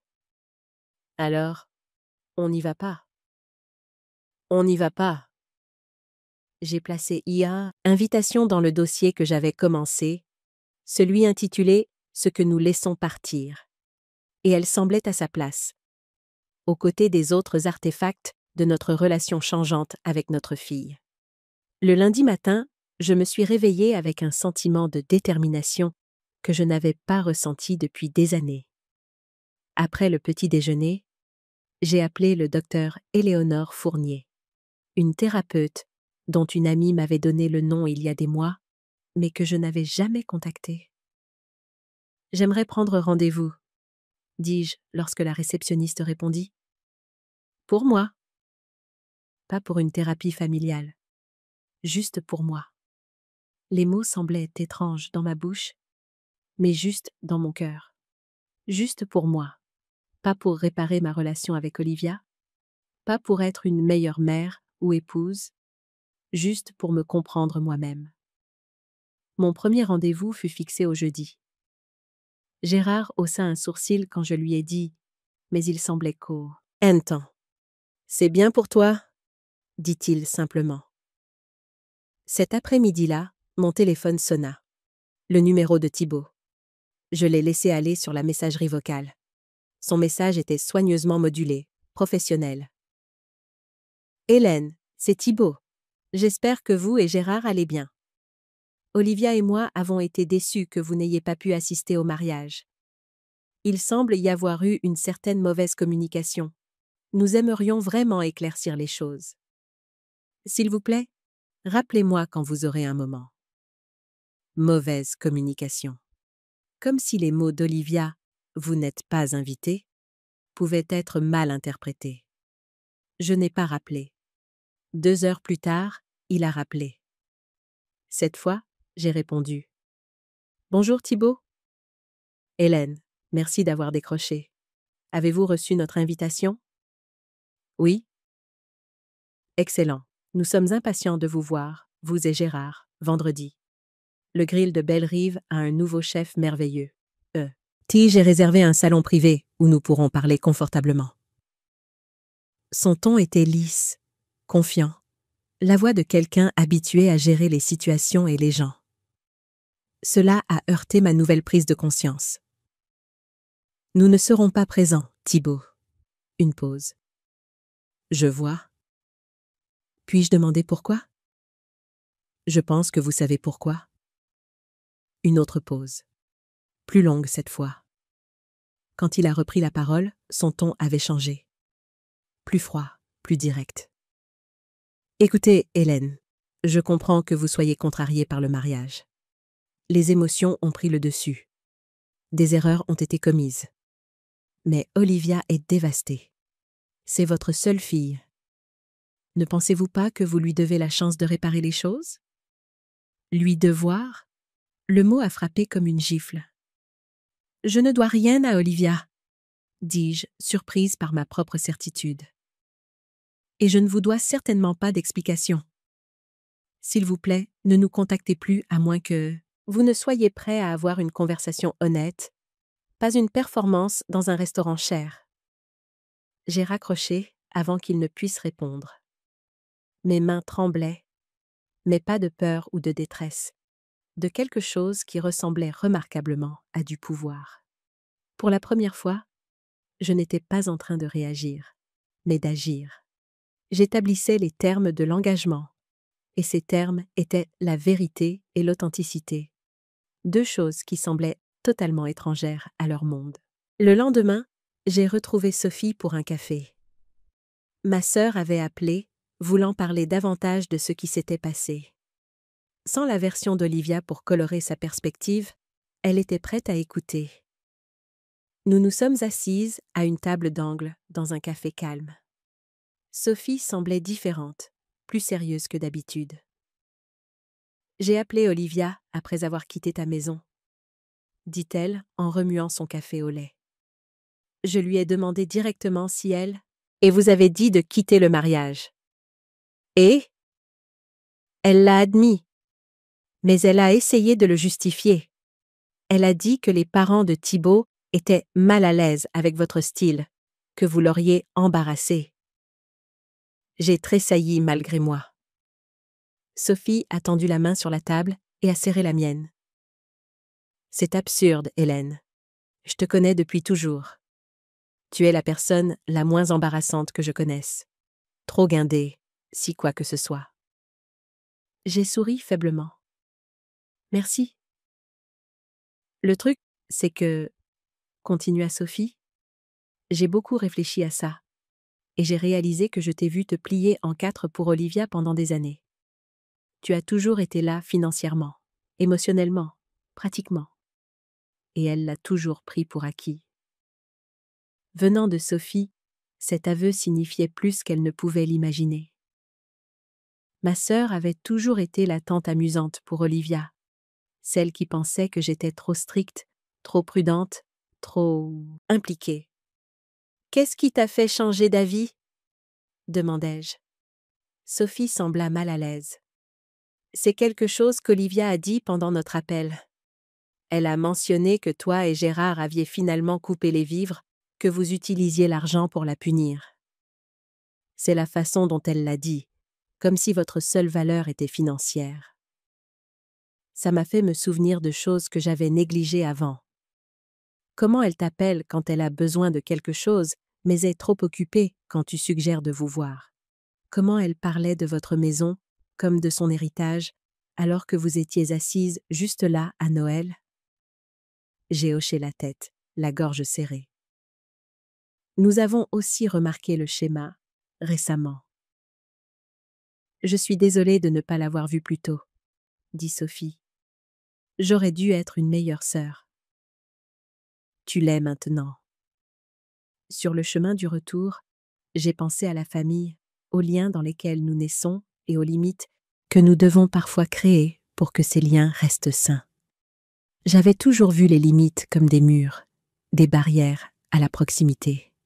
Mais peut-être qu'elles ressemblaient davantage aux rives d'une rivière, des canaux nécessaires qui dirigent le flux de l'amour et l'empêchent de devenir une inondation destructrice. Jeudi est arrivé, et avec lui mon premier rendez-vous de thérapie. Le docteur Éléonore Fournier était une femme d'une 50aine d'années, avec des yeux bienveillants et une manière directe que j'ai immédiatement appréciée. « Alors, Hélène ?» dit-elle une fois les préliminaires terminés. « Qu'est-ce qui vous amène ici aujourd'hui ?» J'avais répété diverses réponses, mais ce qui est sorti n'était pas planifié. J'ai passé 32 ans à être la mère de quelqu'un, et j'ai oublié comment être moi-même. Elle hocha la tête, sans surprise. Cela arrive plus souvent que vous ne le pensez. La parentalité peut devenir une identité et dévorante, surtout pour les femmes. Quand avez-vous remarqué ce sentiment pour la première fois? Récemment. Très récemment. J'ai expliqué le mariage, le rejet d'Olivia, nos découvertes ultérieures concernant l'emploi et les finances de Thibaut. Le docteur Fournier a écouté sans jugement. Quand j'ai eu fini, elle a posé une question qui m'a laissé sans voix. À quoi aurait ressemblé votre vie si vous n'aviez pas été parent? Je n'avais pas de réponse, car depuis 32 ans, c'était mon identité principale. Pourvoyeuse, pacificatrice, personnage secondaire dans l'histoire de la vie de quelqu'un d'autre. Je ne sais pas, admis-je.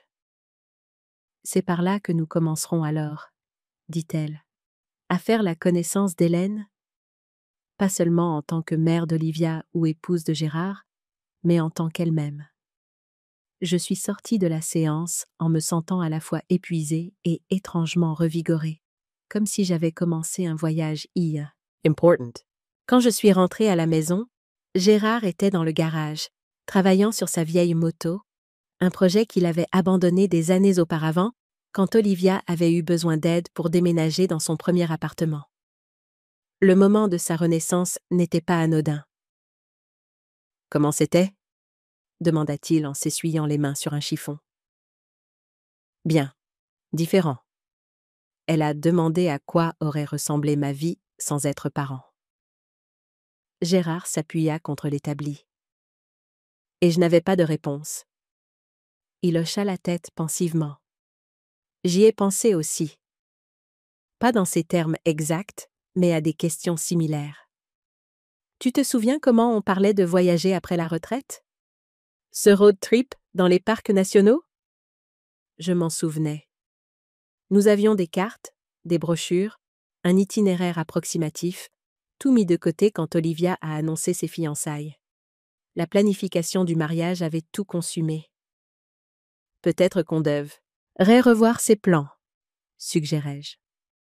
Son sourire fut une réponse suffisante. Ce soir-là, alors que nous étions assis sur la terrasse arrière à regarder le coucher du soleil, mon téléphone sonna. Olivia de nouveau. Après un moment d'hésitation, j'ai répondu. « Maman. » Sa voix était soumise. « Vous n'êtes pas venue au dîner. » « Non. » J'essayais de réparer les choses. J'ai pris une profonde inspiration. Organiser un dîner cher n'est pas réparer les choses, Olivia. C'est gérer les apparences. Il y a une différence. Qu'est-ce que tu veux de moi? Une pointe de frustration se glissa dans sa voix. J'ai dit que j'étais désolée.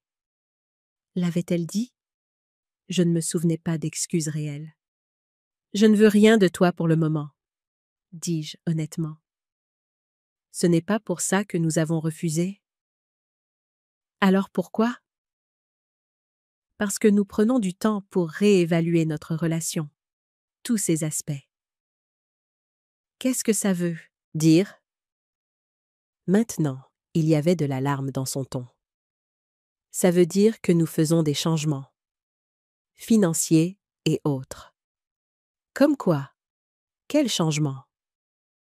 J'aurais pu détailler les nouvelles dispositions de fiducie, le testament mis à jour, les comptes joints fermés, mais cela aurait centré la conversation sur l'argent. Exactement ce dont j'essayais de m'éloigner. Ce n'est pas une discussion que je veux avoir maintenant. Quand nous serons prêts à parler, vraiment parler, pas à jouer la réconciliation autour de repas coûteux, nous te le ferons savoir. Alors c'est ça. Tu me coupes les ponts, ta propre fille. La vieille culpabilité est remontée, mais je l'ai repoussée. Nous ne te coupons pas les ponts, Olivia. Nous établissons des limites. Il y a une différence. Papa ne serait jamais d'accord avec ça, dit-elle en changeant de tactique. Passe-le-moi au téléphone. Ton père et moi sommes unis dans cette décision. Au revoir, Olivia. J'ai mis fin à l'appel et j'ai posé le téléphone sur la table entre Gérard et moi. Il a tendu la main et a pris la mienne, la serrant doucement. Ça va? J'ai réfléchi attentivement à la question. Est-ce que ça allait? Ma relation avec mon unique enfant était fracturée.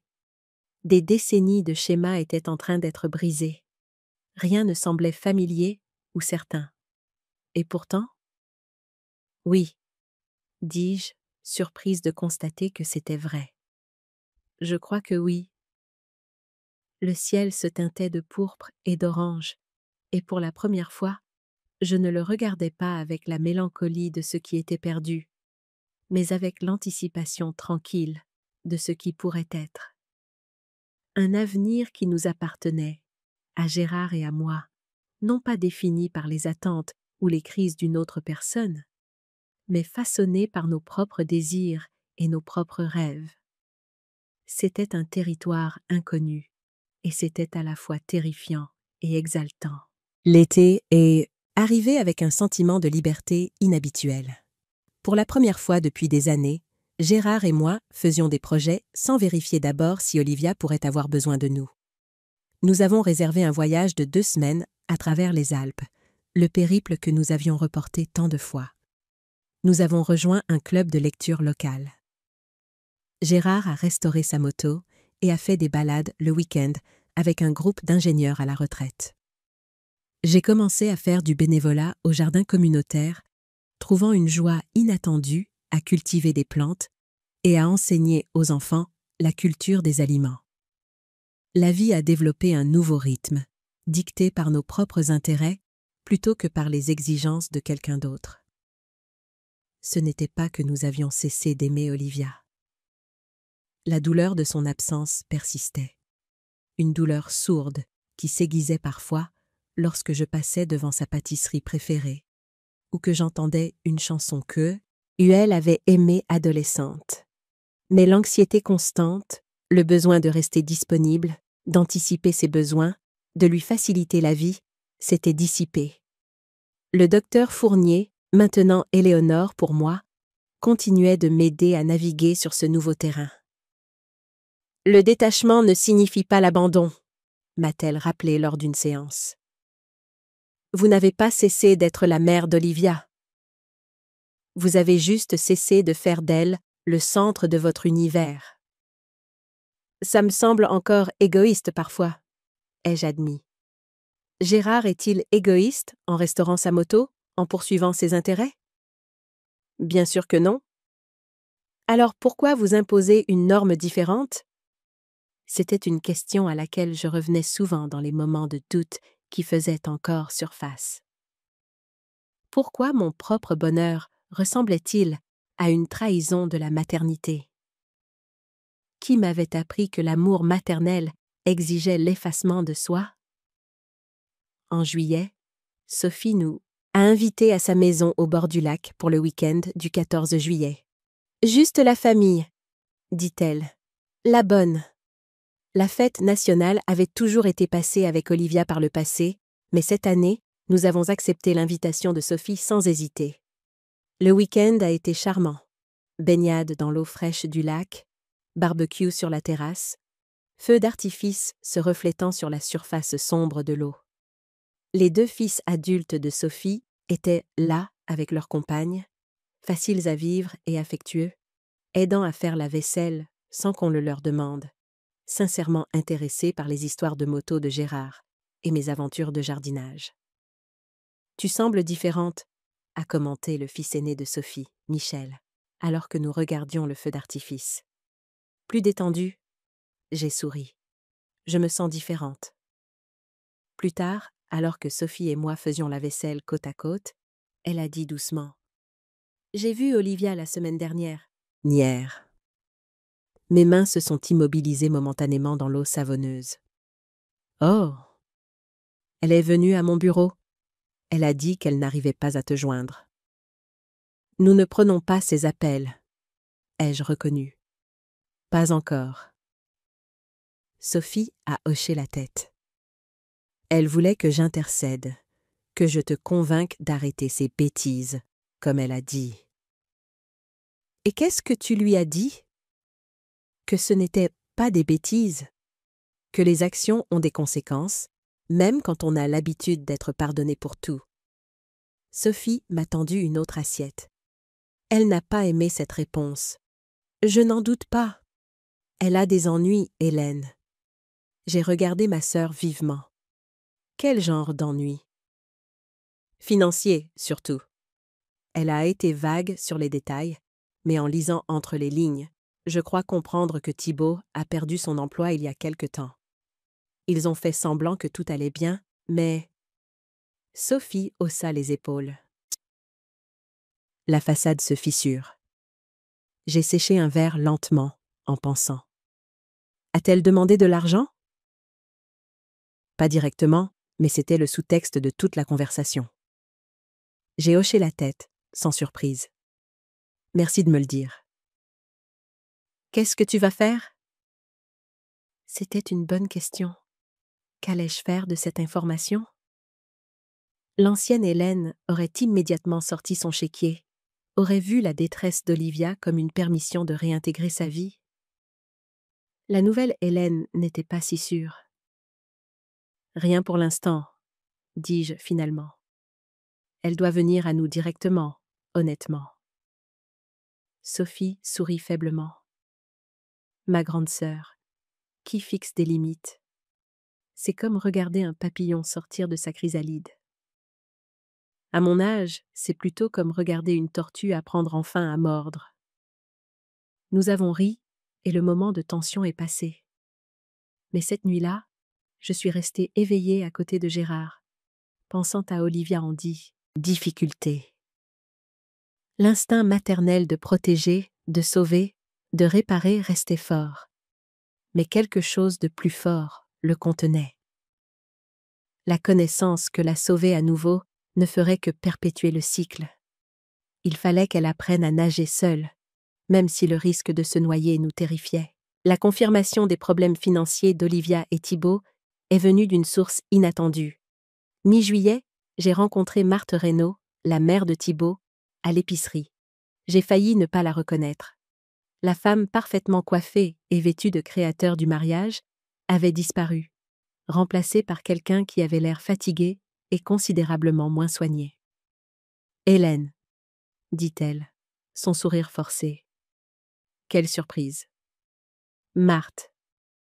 J'ai hoché la tête poliment, me préparant à la dépasser pour aller au rayon des fruits et légumes, mais elle s'est avancée, me barrant légèrement le chemin. Je voulais vous appeler, en fait. À propos du mariage. Ce malentendu malheureux.